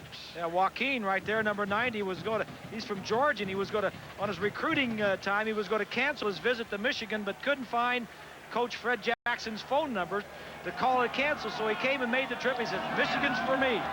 Blitz coming, passes away, incomplete, and McNown's flat of his back as Clint Copenhaver was uncovered and came like a runaway truck. Well, that's just poor timing. There's something wrong with the timing between Cade McNown and the receivers. It's a little behind them. They're running away from it. They don't slow up when they're open. The timing today for UCLA's passing game is not there. 6 of 17, and that is all not McNown's fault. He also had an interception. He had thrown 97 passes up to that interception that he threw on the last possession. 3rd and 14.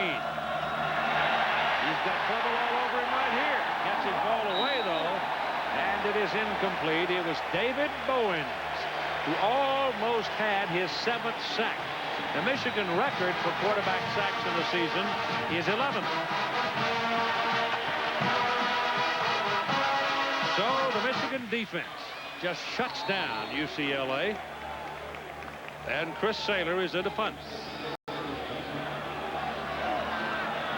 He had one pretty good one out of the end zone. The rest of them have been pretty ordinary.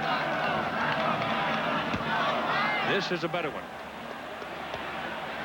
Chuck Winters lets it go, and it's out of bounds. It really looked like he was going to get up and go, but it kind of dropped like a wounded goose and only traveled 29 yards. College football on ABC Sports, brought to you by the new Dodge. It's about change. And Chili's Grill and Bar, home of the Big Mouth Burgers. Chris Howard checks into the ball game.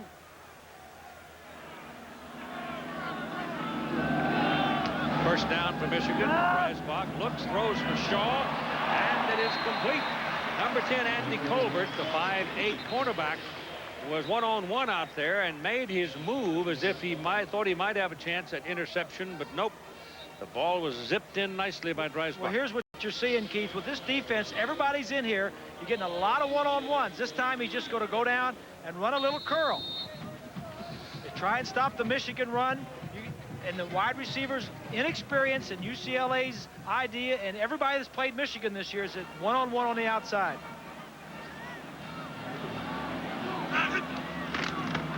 Oh, on the first down play, the Wolverines go back to the run, give it over to Chris Howard, who's played quite a bit today, and he has about a yard or so on the carry. Here's Swanee. Well, Keith, when Bob went over his first half stats, I could have sworn he was eavesdropping on my conversation with Lloyd Carr, because Lloyd said we are a terribly weak starting football team in that first half. Totally disappointed with the opportunities they missed on offense, but just as excited about the way his O-line is blocking and the way Williams is running. He says we're going to be more physical in the second half. Keith? 2nd down and 9. Sure, UCLA loves to hear that. Whoa. There's another one zipped right into Shaw. And so Shaw makes another catch in this possession. And that's worth about 6-7 yards. It's not much, Keith. I mean, they're just curl routes to the wide receivers. But these young wide receivers, I'm talking about Shaw and Streets, it's something to build on. You catch some balls, you get some confidence, and that's what this Michigan team needs. They are weak, inexperienced on the outside, and they're not untalented. They just haven't played there a lot. Woodson's back He's got it on a reverse. Going back the other way now. He's got help. Look out. Abdul McCullough is trying to fence him in, and finally he's run down from behind by Javelin Guidry. You know he wanted to score. You know he wanted to get in. I mean, you're seeing a great athlete, one of the top players in college football. This guy is a defensive back. He starts at corner. He is only a sophomore. Made all Big Ten last year. He's running a reverse to his left. He doesn't work with the offense very much during the week. And he has the ability to get back and go the other way. First and goal for the Wolverines. Reisbach gives to Howard. Touchdown.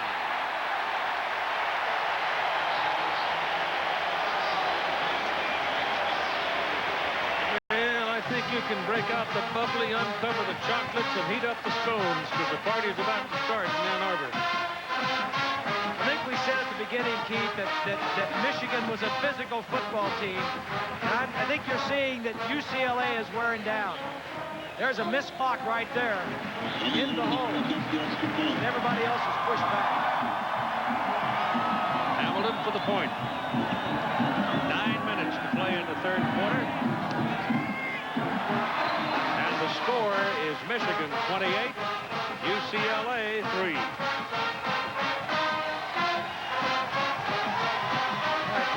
Chris Howard gets all of the claim for scoring the touchdown, but it was this play. Charles Woodson on his double reverse on his own to get it down inside the 5 that made the play.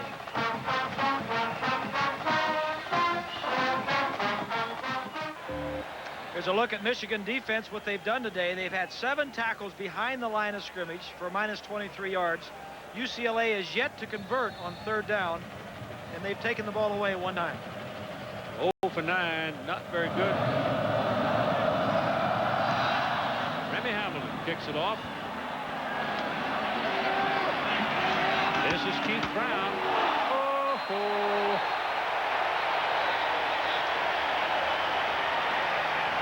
That lick they heard in West Olive.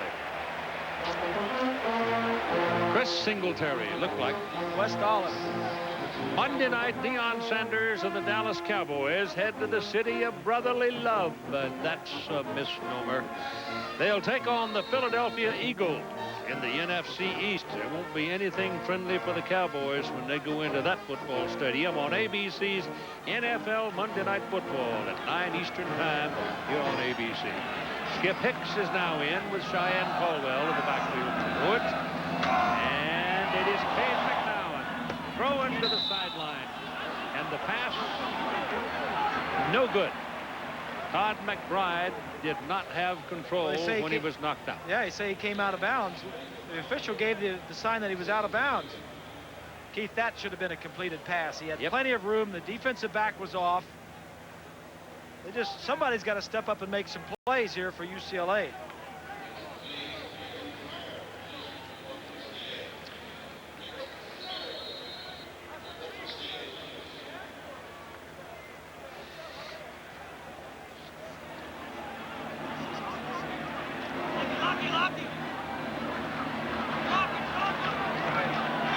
Danny Farmer is in for the Bruins now for the first time I've seen him out there today. And he was their leading receiver coming in, wasn't he? Yes, he was. McDowell's pass is thrown complete to 92, Tyrone Pierce, a junior from Pacoima. And that is short of the first down. The ball is marked out at the 27-yard line. 8 minutes and 35 seconds to play in the third quarter. Michigan leading 28-3. It is 3rd and 2. McNown came into this game the third-rated passer as far as pass efficiency is concerned in the Pac-10, and 13th in the nation. But that just shows you how early in the season this is. 2 and 3 and 4 games played. You can't tell much until you've played at least 5, if not 6 games. Right? Just guessing for the while. McNown throws, and that one's dropped. I don't know how many passes have been dropped today by people in those positions. Todd McBride has had 3 or 4 himself. Yeah. Yeah. That was clearly a catchable ball and would have given him a first down by 3 or 4 yards. You can't be falling away from the ball. You have to come to the ball. McBride was falling away from it before it even got there. So Chris Saylor is in again now. He's kicked it 2-4. This is number 7.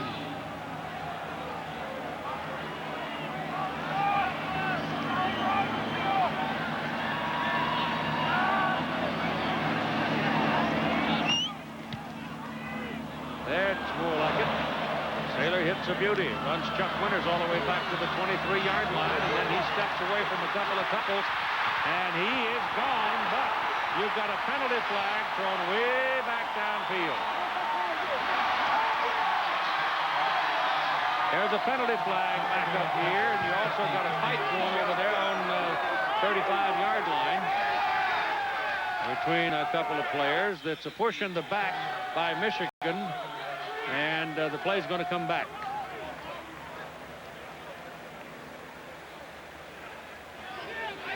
Number 3, Todd Brooks, was involved over there, and he's come off the field. Jason Bell was the Bruin involved, and he's gone off the field. So yeah, there's no question that there was a block in the back. The penalty flag was thrown back at the 30, and if you were looking at it, you could see it very clearly when it happened. Here's Swanee.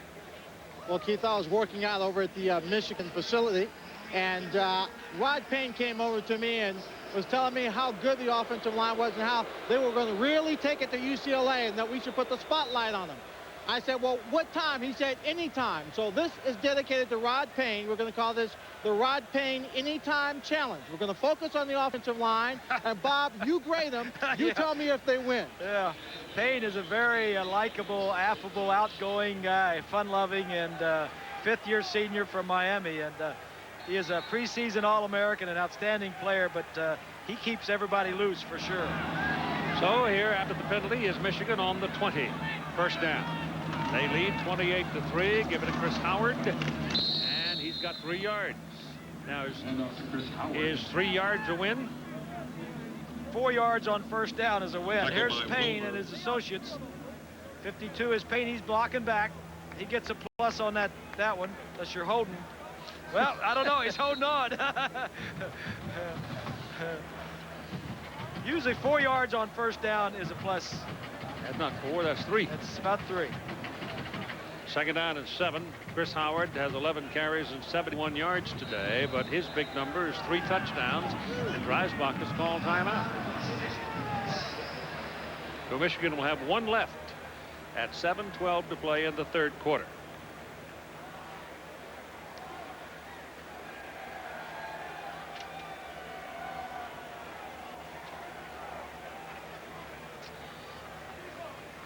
Here's a look at the top 25 around the country. The top 4 are winning. Notre Dame is losing at home against Ohio State. Tennessee is off. Miami beat Pittsburgh earlier this afternoon. North Carolina losing to Florida State. Alabama, USC, and Kansas State are taking the weekend off.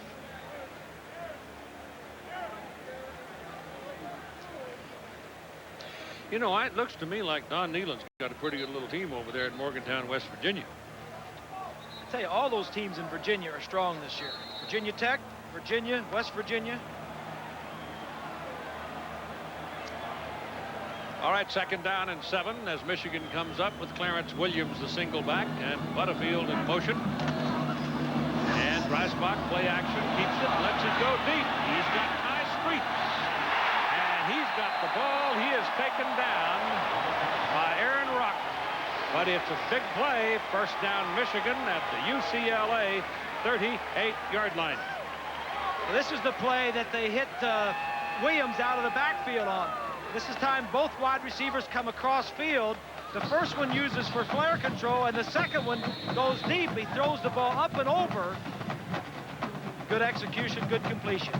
Dreisbach now 236 yards, 13 of 25 passing, and a touchdown and interception.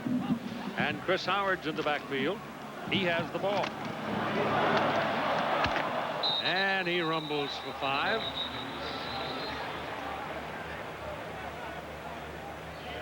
Here's a look at that offensive line. Rod Payne in the center, number 52.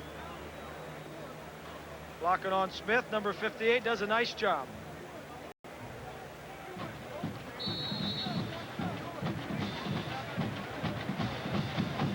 The offensive line for Michigan is not overly big. There's no 300-pounders up there. It seems like every week, Keith, we see 4 or 5 300-pounders in that offensive line. But the UCLA defense is quite light. Yes, they are. This is Chris Howard. He's inside the 25 to the 24. First down for Michigan. See, the UCLA interior people, they're around 230, 240. That's light in today's marketplace. Yes, it is. Here's that offensive line. Everybody blocking down. Good blocking on the middle linebacker. McGee, he must have been playing well coming in because they had 2 guys on him. Those guys watch those films and they say, who's making all the tackles? Chris Howard. Big day for Howard. Came in with some bad ribs. And a whistle. The umpire threw his flag. Parchenko might very well have been wiggling around. He was.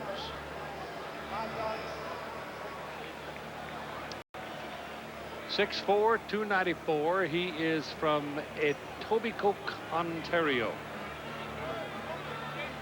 Dreisbach's grandfather, Keith, Eddie Ehlers, was a great athlete at Purdue and then went on to play in the NBA with the Celtics and the Yankees. So his bloodlines are pretty good. He also had an Uncle Tom Ehlers that played in the NFL.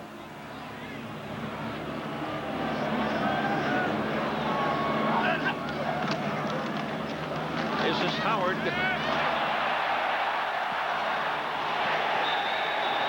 flag, face mask on Javelin Guidry. Chris Howard bouncing off a tackle, got away from the stack. And Guidry desperate to get him so he wouldn't score his 4th touchdown of the day. And you got the face mask. It'll be inadvertent and it'll be 5 yards. Well, let's check out on that offensive line. Payne and Parchenko and Gwines. Payne, number 52, doing a nice job. Just staying with his man, too. That physical offensive line. Howard's having a great afternoon. He's 100 yards right now. Chris Howard, 100 yards. So we got a final score out of Columbus. Ohio State 29, Notre Dame 16. And we've got Penn State, Notre Dame in Columbus for you next week. In some areas of the country. This is Chris Howard. And on 1st and goal, he'll have a yard or so down to about the 7. The snap taking place inside the 10. They'll probably give him 2 yards on the play. Scoreboard's giving him 3.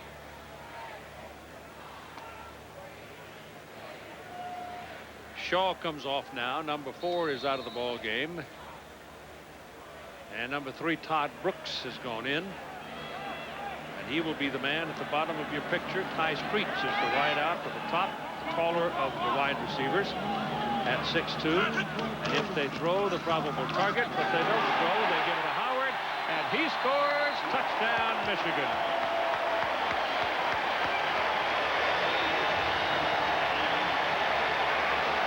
Four times, old Chris has been in the end zone today. The offensive line, Parchenko, Gwines, that's Adamy, number 68, Cohen, and a nice job of running by Chris Howard. Yeah, the offensive line took that challenge from Lenny Swan and marched it right down. It's good. And Swanee, Rod Payne has just sent a message up that you owe him and his pal all a steak dinner. Well, Keith, I'd be happy to pay, but it's against the NCAA rules. So they'll just have to be happy and satisfied. They'll wait till summer. Them they met the challenge. They said they would wait till summer. I'll tell you, he's a remarkable young man. He was quoting Fielding Yost to me in the locker room, telling me about the heart and the desire you have to play football. And you could just see in his eyes, he meant every word of it. And I knew when he gave that challenge that every play in this football game, he'd be going after someone. Yeah.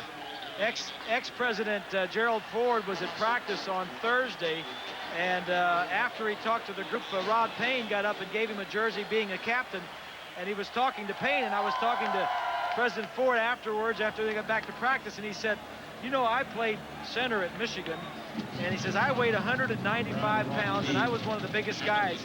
He says, Rod Payne told me he weighs 295 pounds. And I said, not only that, he moves around like he could play halfback. Yeah, but he had better diet than President Ford did. Times were tough back in those days. From about the 14-yard line, it's Ryan Rock. And he's got a good return for UCLA out across the 40 to about the 41-yard line. Now here's a story from John Saunders. Keith, another of the unbeatens has fallen. Notre Dame at home. Stanley Jackson, 14 yards to D.J. Jones for the touchdown. 29-10 at that point. It stands up as a 29-16 victory for the Buckeyes. But you want to hear about a great day? Troy Davis, 378 yards and 4 touchdowns against Missouri in a win. Wow. 378 yards. Oh, boy. Is that something or what? Ooh. You know that D.J. Jones, the tight end for Ohio State's a great story, too, Keith. Open heart surgery a couple of years ago and back playing college football. I remember D.J. coming around and said, I'll be back. Yep. Golly, he is. Yes, he is. Ball is on the 42-yard line. Second down and 8 now for UCLA, and they are being thumped pretty good right now, 35-3.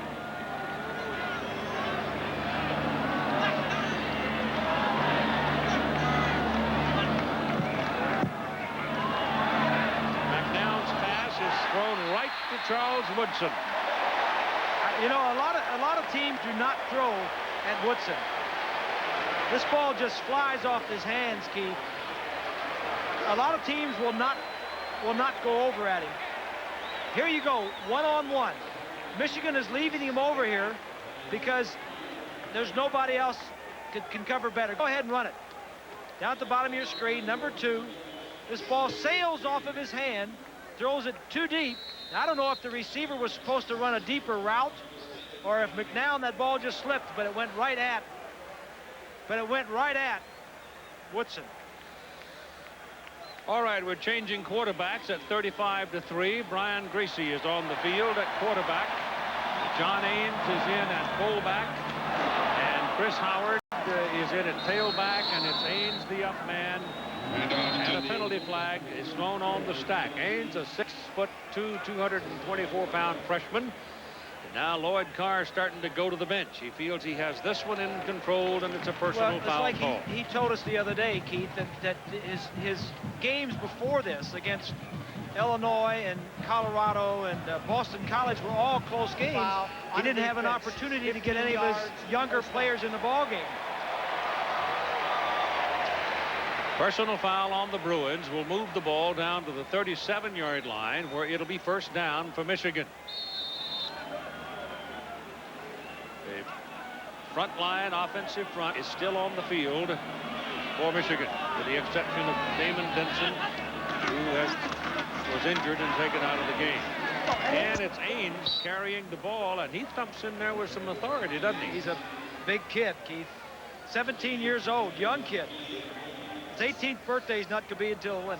17 years 17. Old. November is he'll be 18 years old. How many grades does he have in his high school? I don't know, but he must be an awful bright kid.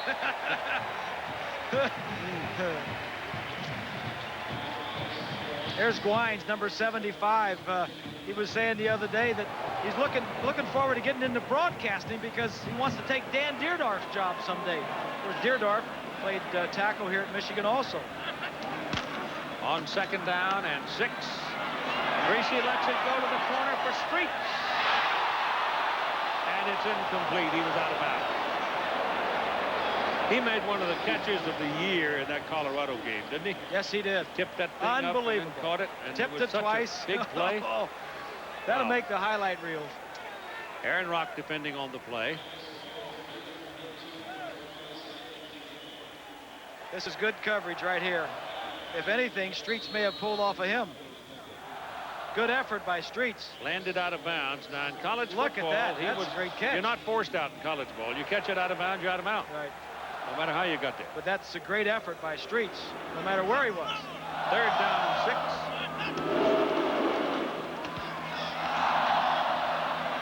And the Bruins blow in and get him. So Greasy goes down for a loss on the play. Back around the original line of scrimmage, it was Travis Kirschke and Philip Ward who came from the top of the picture, and it'll be 4th down. Kirschke's a 3-year starter on that UCLA line, Keith, and one of the leaders on this ball club.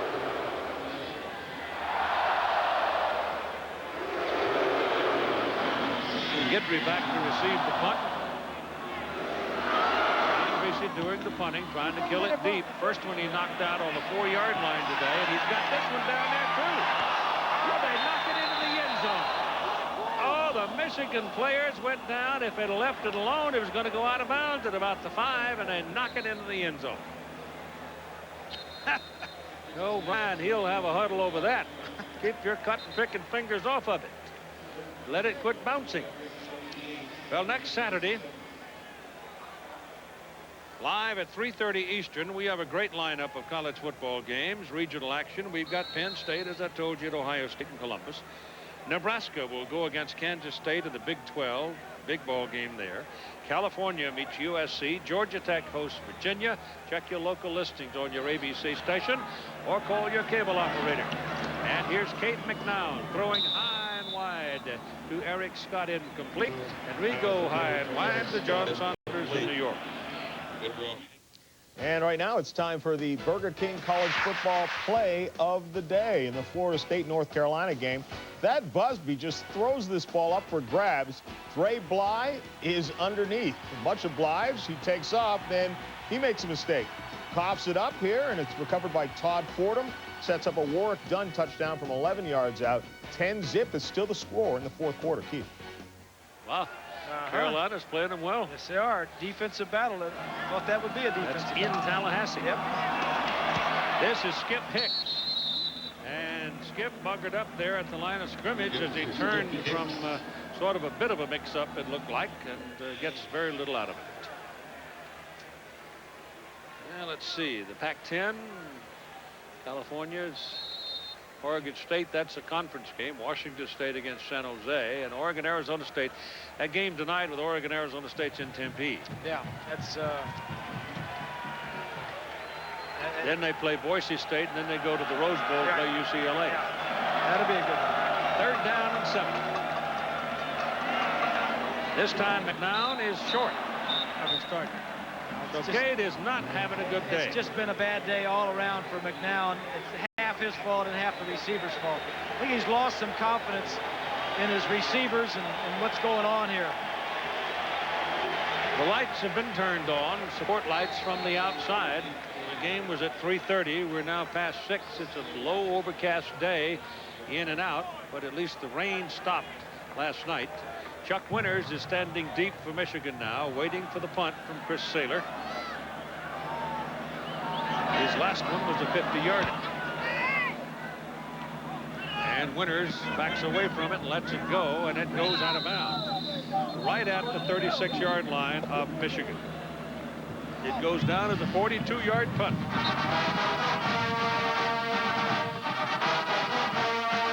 A minute and 14 seconds to play in the 3rd quarter.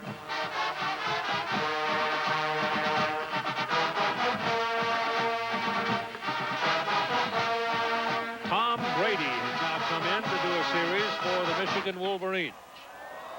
Brady is a redshirt freshman from San Mateo, California, 6'5" and 215. And he hands it away to Chris Floyd, who is a 227-pound fullback from Detroit. And they take Floyd down just about the line of scrimmage. Here's a big, strong arm right here. Brady. They like him, Tom Brady. He's, like you said, a redshirt freshman. So this is his first opportunity to get in the ball game and get some hits and get some success.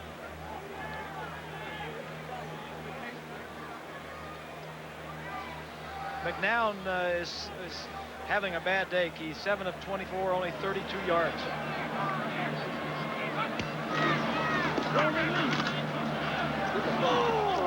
Yeah, they're working at Big Ains. He's been in there now, and he's had about 5 carries so far in the ball game, and we're ticking down toward the end of the third quarter. And you're not going to believe what you're going to see here in a minute. You are going to see a former Trojan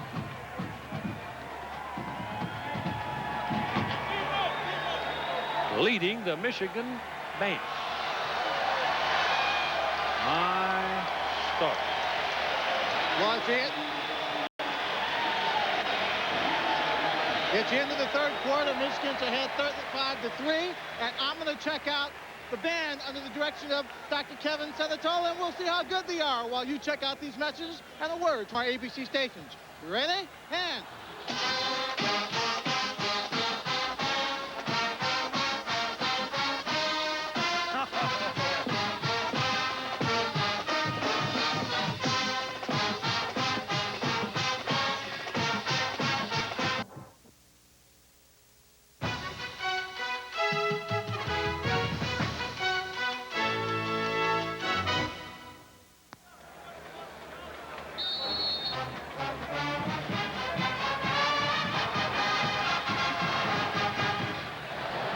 We go to the final quarter of play. 35-3, Michigan leading UCLA. Wolverines have the ball, 3rd down and 7. Brady is in at quarterback. His first pass is intercepted. This is 6 points right here for Phillip Ward. It's the second interception of the day for Ward. This one he takes care, runs it back. Brady got hit just as he was throwing it.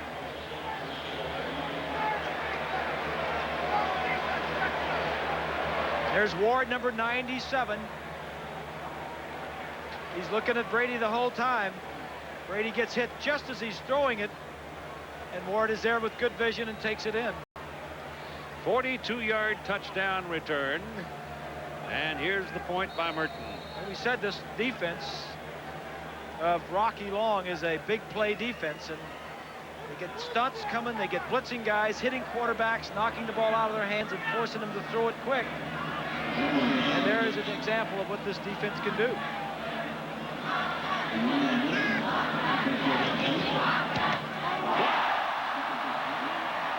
Look like David Bowens, number 6. Got it? And so the Wolverines won't even let him have an extra point. It's 35-9.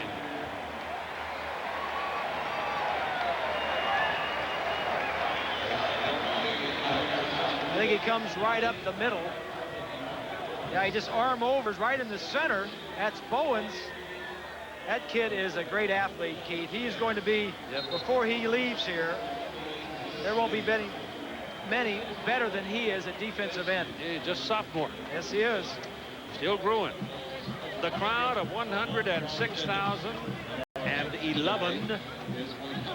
Some of them have wandered off now as the clouds have gotten a little darker, and perhaps the threat of rain is a little more imminent. But it is still a controlled ball game for Michigan at 35-9. Been a learning day and a tough day for Bob Toledo and his Bruins. That's for sure. Even though, well, there's a look at Bowens. He wears number 6. He's a defensive end. He wears 6 because he looked up to Tyrone Wheatley before Wheatley left, and they got all the good hands folks up front for Michigan just in case there's an onside kick try here. Yeah. You know, when you come to Ann Arbor, you're not playing Molly Putz Tech. Michigan is Michigan. They're pretty good. Well, whenever you come here, you always know that they're going to be a physical team. It went from Schembeckler to Moeller to Carr. They kick it away, and it's hooked downfield and taken there by Butterfield. Butterfield will come out to about the 25.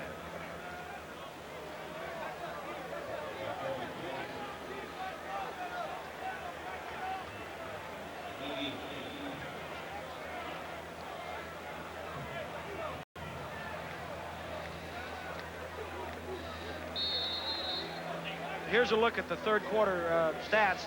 A couple things to look at. number one right here, the total number of plays, 65 to 46, and third down conversions, 0 of 11 for UCLA.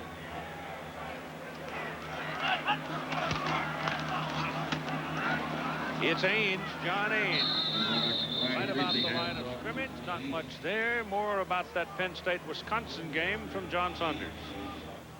Keith, it's starting to tighten up here. Ron Dane already with a touchdown run. Takes this one. Should have been stopped right there. Again, third time, fourth time. He still gets in for the touchdown. 12 yards on the run. The Badgers within 3 of the Nittany Lions. We'll keep you up to date. Keith. Hello there. That's another tough place to win. Yes, it is. Ryan Greasy is back in at quarterback now for Michigan. Tight end comes off the line. Wide receiver steps up. Got to have 7 guys up there. Greasy's quick pop pass good to the tight end. It is caught by Mark Campbell, and Campbell is out of bounds at about the 33. Greasy's pass complete to Mark Campbell. Abdul McCullough, who came into the game as a very dramatic defensive personality for the UCLA Bruins, has been relatively quiet today. He led this team in tackles last year. He was an inside linebacker. Has since switched to strong safety, but he is a real talent. Had an interception against Tennessee and Peyton Manning and returned it for 51 yards. Well, Michigan just hasn't gone to his neighborhood. They stayed away from him as much as they could. Pass underneath. That's incomplete. And a penalty flag. They're going to call it a little bit early on Glenn Tompkins, who hit Aaron Shea. Aaron Shea was coming across, and Glenn got there a bit early. Oh, the penalty's on the Bruins. It'll be a first down. Behind the defense, playing like free safety right here. I think he had his right arm wrapped around him. His left arm did a nice job. A tough day for Bob Toledo. He's been with several different head coaches, and he's learned a lot from a lot of them. He said from Rich Brooks, he learned to be tough-minded, and R.C. Slocum, he learned to better pay attention to both offense and defense, and not just one side of the ball. That's a 5-yard gain for Ains, brought down by Ryan Neufeld. And he's constantly insisted that he is building on what he found in relief when he succeeded Terry Donahue after 20 years. Yeah, well, he was there with Terry for a couple of years. He said from Terry Donahue he learned patience.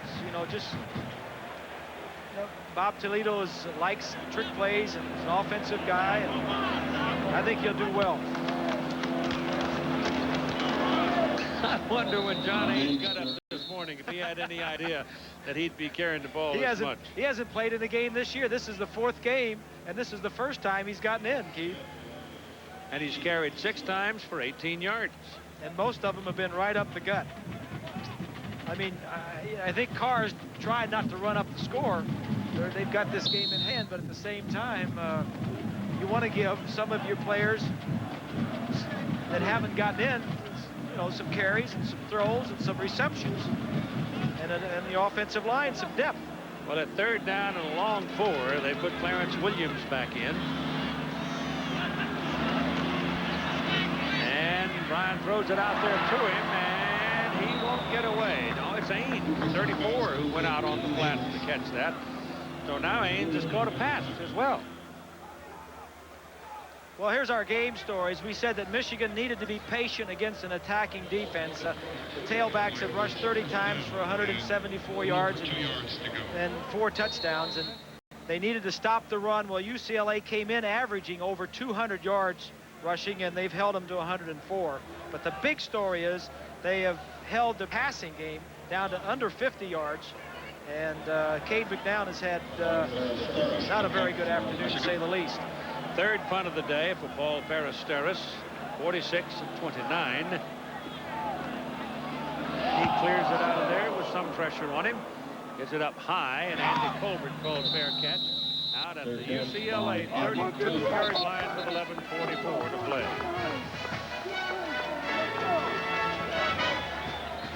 we said going in that for UCLA, Cade, if the entry didn't get it done, Cade would have to. Well, McNown is thrown for 32 yards, 2 interceptions.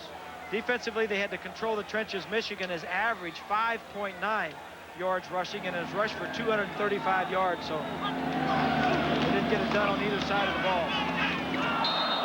Well, that's not a very good pass. Yeah, this is the type of afternoon, if you're Cade McNown, that you decide, well, let somebody else come in and we'll just chalk this up for experience. We'll get better from this, but this is just getting more frustrating for him the further it gets. And like I'm saying, part of it is the receivers, Keith. They've been dropping balls. They probably aren't running their routes correctly, because this kid is dedicated. He is a hard worker. He's in there all the time studying. Well, there's one caught by Skip Hicks, but it's sideways and it's short of the first down. So they'll be looking at 3rd and about 3. Tonight on ABC, an all-new second Noah leads into the season premiere of Coach and the premiere of Common Law. And then everybody's talking about Tuesday's preview of Relativity. We invite you to find out why when an all-new episode of Relativity airs tonight on ABC. Coach, that's one of my favorites. He's fun. He's a lot of fun. He's fun. The whole crew is. That's intercepted by Rob Sweat. And the linebacker will take it down to about the 30-yard line. Well, McNown got pretty good protection. Gets hit a little bit at the very end, but he throws it behind his tight end. It's the last 3 possessions have ended with interceptions, 3 of the last 4. Tom Brady, who threw an interception himself for UCLA's only touchdown last time he was in for a series, has skipped a series now, and he's back with John Ains lined up behind him and 3 wideouts at the top, one of those being the tight end who comes back inside, and they run it. Lloyd Carr will not run up a score. I mean, you can just take it to the bank. He's not going to do that. Here's your Big Ten. Look at that. The Boilermakers won a bowl game. Yes, yes. Michigan State won a bowl game. Well, it'll be quiet in Ypsilanti tonight. That's where I plan on dining. Northwestern a winner, and Northwestern is next for Michigan. And that'll be a good one. Yeah, well, in Evanston. Down in Evanston.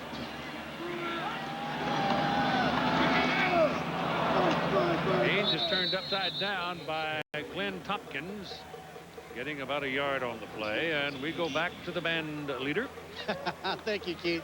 I got to tell you something about Tom Brady. You know, he's not going to throw the ball much in this ball game, but he comes from one of the great passing schools of all time in San Mateo, California. I know he went to my high school, where Jesse Freitas was the head coach for a while. So I know this kid can really play. He's just got to, you know, take into consideration he's getting a little time here. He'll make a few mistakes, but he's got good background coming from Sarah High School. Got great receivers coming out there too, right? Oh, absolutely the best. Yeah. Oh, Jesse been known to put it up his time too, hasn't he? Oh, that's a fine catch. That is a terrific catch by Russell Shaw. As Brady put it, right where he had to put it for Russell to get it. He took it over Javelin Guidry. Just 2 receivers out. Both wide receivers and tight ends are staying back in maximum protection. He's looking left the whole way. That's good coverage and just a good catch. Shaw goes up and takes it away.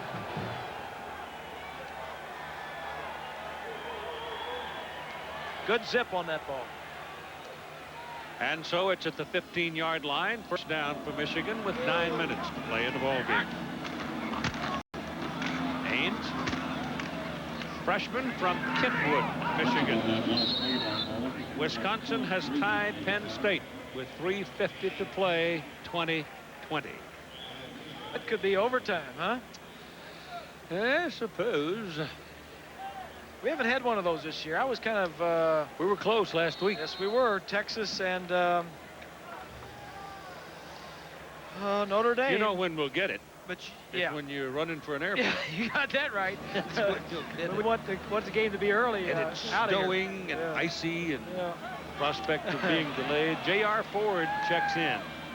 Kind of surprised to see him, but there he is. And he gets the ball and gets down close to the 10-yard line. J.R. is a 190-pound redshirt freshman from Columbus, Ohio.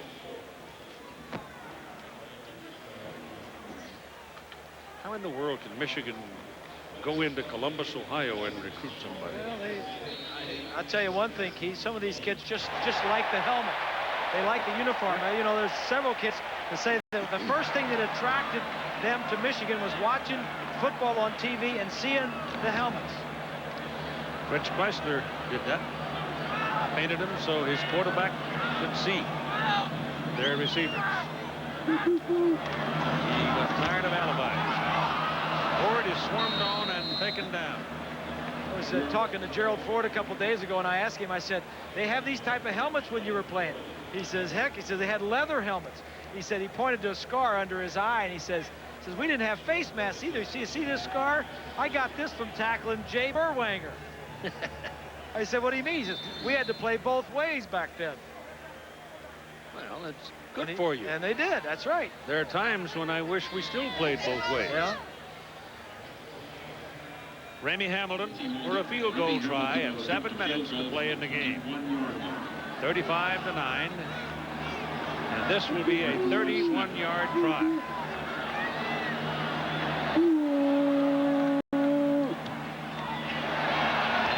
he got it. And it's now 38-9, Michigan leading UCLA. Saturday, the lineup for our college football here on ABC. Penn State, Ohio State, Nebraska, Kansas State, California, USC, Virginia, Georgia Tech. Check your local listings on your ABC station. Or give your cable operator a call. And if he hasn't got what you want, give him what for. 6:48 to go in the ball game. Michigan has utter control of it. From the first quarter on, all of the scoring started in the second quarter. Michigan jumped out 14-0, 14-3, and they've had pretty much control of it since that time. Ramey Hamilton kicks it off. Doesn't get his whole lot of foot on it. It drops on the ground, believe it or not, and works out pretty well. Michigan recovers the UCLA fumble. I think they're still fighting for it, Keith. It may be going back and forth in there. Now they got it. They had two guys diving for it. The ball was kicked so short and so high. No, they gave it to UCLA. My goodness. Well, whoever was down in the bottom of that stack is a pretty good grappler because he came up with I think number 50 had it, and I think it changed hands. I coming off and said, hey, I had it.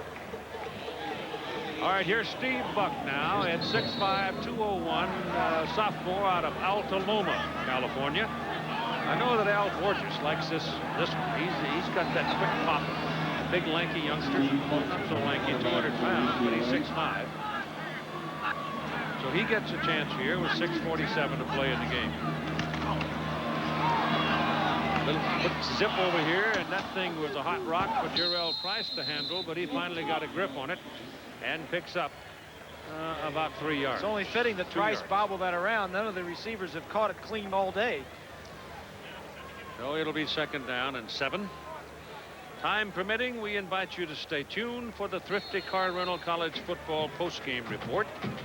John Saunders, Todd Blackledge will have scores and highlights from around the country. And there are some interesting things that have been happening in today's games. Buck back, whips it, bounces it out of bounds.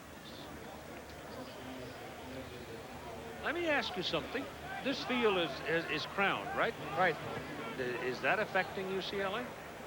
No. No, not at all. I think it helps the quarterback. The fact that he's throwing from the middle of the field and it's crowned a little bit helps you because you're standing a little bit higher and you're throwing. Then how come they're bouncing? Well, I don't know why they're bouncing, but there's a look at Rob Sweat. He intercepted that last pass, and he's befriended a young kid that's in a hospital with Hodgkin's disease, and sees the kid after every ball game. And this time he may take him that ball that he intercepted. Yeah. Be nice. Buck throws a rope. It's complete. And it's good to the 41-yard line to Todd McBride, who's had his share of drops today. But that one was right between his numbers. Couldn't drop that one. That almost had Stickum on it. He stuck him with it. 6 minutes to play in a ball game.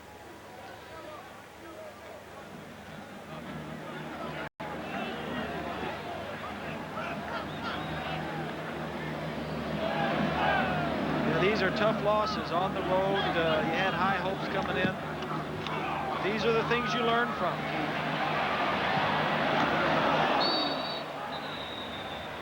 That's called taste of the game as he picks up 2 yards. 5.5 minutes to play in a ball game. It is 38-9.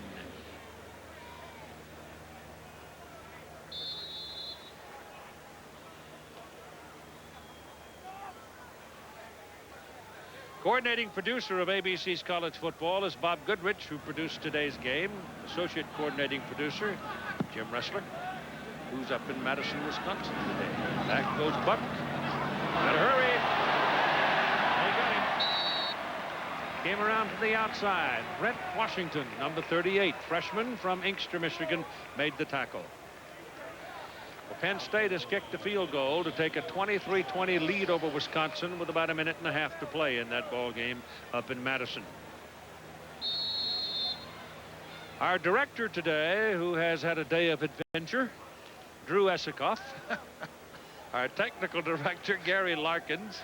Our associate director, Mitch Green. Production manager, Harriet Hochberg. Our tech ops manager, Claude Phipps. Kind of adventure as our director had. 3rd down and 7. And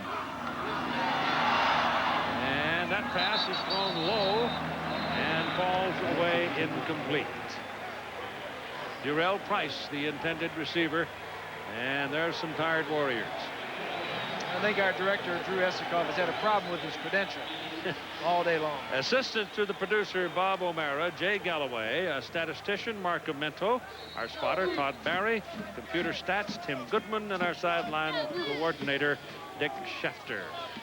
Oregon State and California will go to OT today.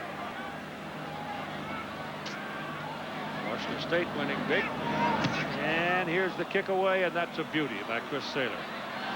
All the way back to the 12-yard line, and UCLA covers the ball this time. They came up with it, I think. I'm not going to wait. I'm not going to see what I mean. I would. How in the world did that thing get away from I them? thought Michigan had the other one, and they gave it to UCLA, and I thought UCLA had this one. Oh, my goodness. But it belongs to the Wolverines. College football on ABC Sports, brought to you by Chevrolet Trucks, the most dependable, longest-lasting trucks on the road. Marriott Hotels, Resorts, and Suites. We believe when you're comfortable, you can do anything. Domino's Pizza, who introduces their newest crust sensation, Roma Herb Crust Pizza. And Discus Athletic Activewear. Discus Athletic, the one thing to wear for every sport. Ryan Greaser, the quarterback. Wolverine ball, their own 11-yard line. They lead in the ball game comfortably. Handed away to John Ames, who is being seasoned well today. He runs to the 15-yard line. Florida State wins it 13-0. I tell you, Florida State's defense stepped up, didn't they? Yep. But they're going to need a little more offense to take down to Miami. Oh, yeah, and that's a big bump in the road for them, no question. I just, early in the season, the quarterbacks breaking in, the offenses, new quarterbacks, and Florida State's breaking in a new quarterback, Keith. I'm not going to listen to that.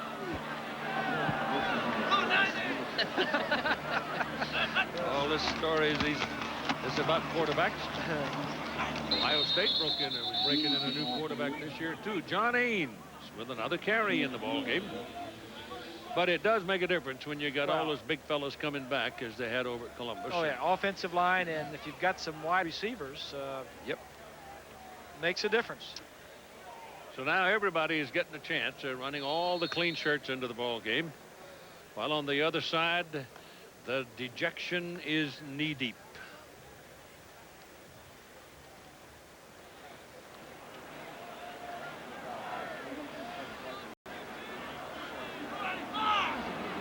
Marcus Knight, you saw him, 85, run past the camera. He's on the field now.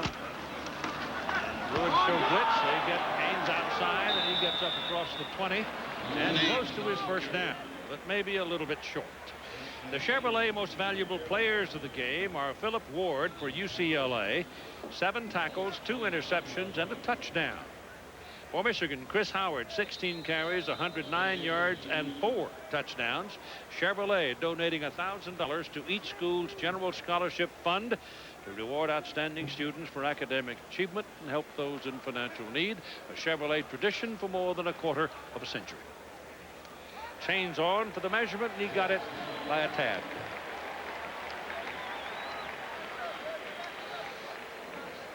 .32 seconds to go in Wisconsin at Buffett-Madison. Badgers have the ball. Penn State leads by 3 points. Long day. UCLA next week they go to Oregon, don't they? At Eugene. What a tough schedule they've had. Oregon is at Tempe tonight against Arizona State. UCLA started out with Tennessee and then came to Michigan and then go to Oregon. All 3 of those on the road. Yep.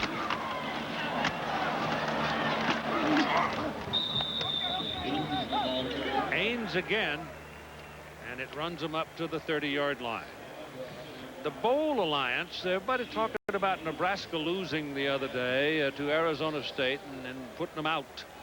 That's not quite right. All the conference champions are eligible in the Bowl Alliance, and that certainly includes the Big 12. And you certainly are not going to discount Nebraska from being a contender in the Big 12 conference. Then you have the 2 at-large berths, but you must have at least 8 wins as an at-large team to be a factor in that. But there are all kinds of little things hidden away in the fine print too. Too early in the season to be crossing anybody off, Keith. That's right. About being in that alliance or being in the championship game. And the good thing about Nebraska losing, or Tennessee losing, or Texas losing early in the season is that it is early. You drop down to 7 or 8, and you got plenty of time to work yourself back up to the top 2 or 3.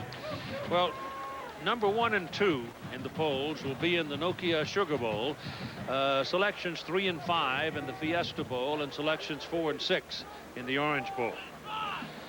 This game today is going to be win number 760 for Michigan. That is the best all time, more wins than anybody else.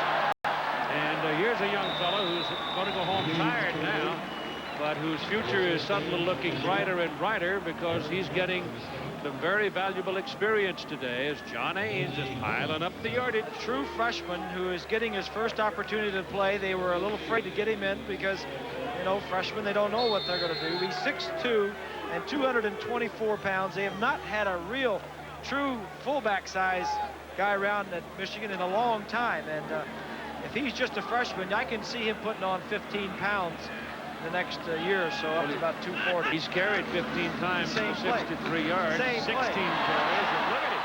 Same play. He's just getting started. He'd like to play another quarter. They've run the same play 3 or 4 times in a row. But this thing's over. It's been over for some time. And it's just giving John something to tell his grandchildren. 30 years from now. Yeah, and 40 years from now. Could be the start for him. Time running, 20 seconds, inside 20 now. Colorado was a winner today, as you can see. And we're going to run off the clock now. This game is over. Your final score is Michigan 38 and UCLA 9.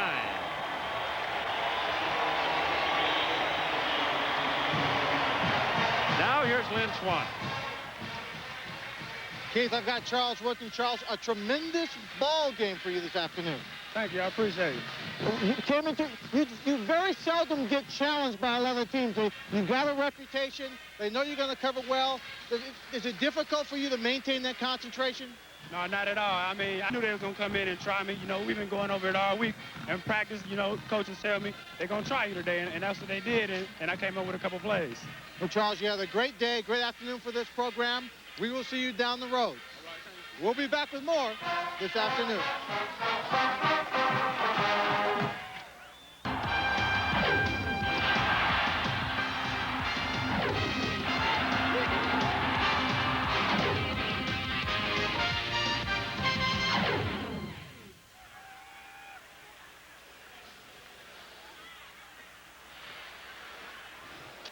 The final stats in the ball game today, I think, will reflect what you see there, the final score, as the Michigan Wolverines win comfortably.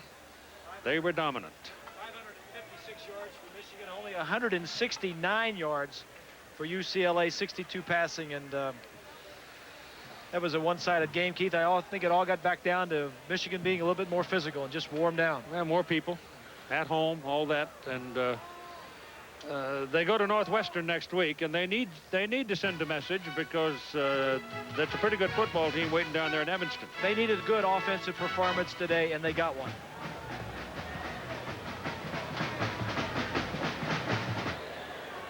The Big Ten continues now with undefeated teams at Michigan, Ohio State, and Penn State. That's three highly ranked teams, and beginning to look like three pretty good football teams, Buck. Well, and you start the dogfight next week. At least for Michigan, they go to Northwestern. And like I said, I think they needed a big performance out of their offense. Their defense has been playing well all season long, the first three ball games. They're going down to Northwestern. Northwestern beat them up here last year. I think Northwestern is looking forward to it. Michigan has a little payback in mind. As you see there, we invite you to log on to College Football Today on AOL, with the keyword being ABC Sports. And your final score today from Ann Arbor, the Michigan Wolverines in a commanding performance, 38-9 over the UCLA Bruins. Join us Monday night at 9 Eastern Time for the Cowboys and Eagles on Monday Night Football.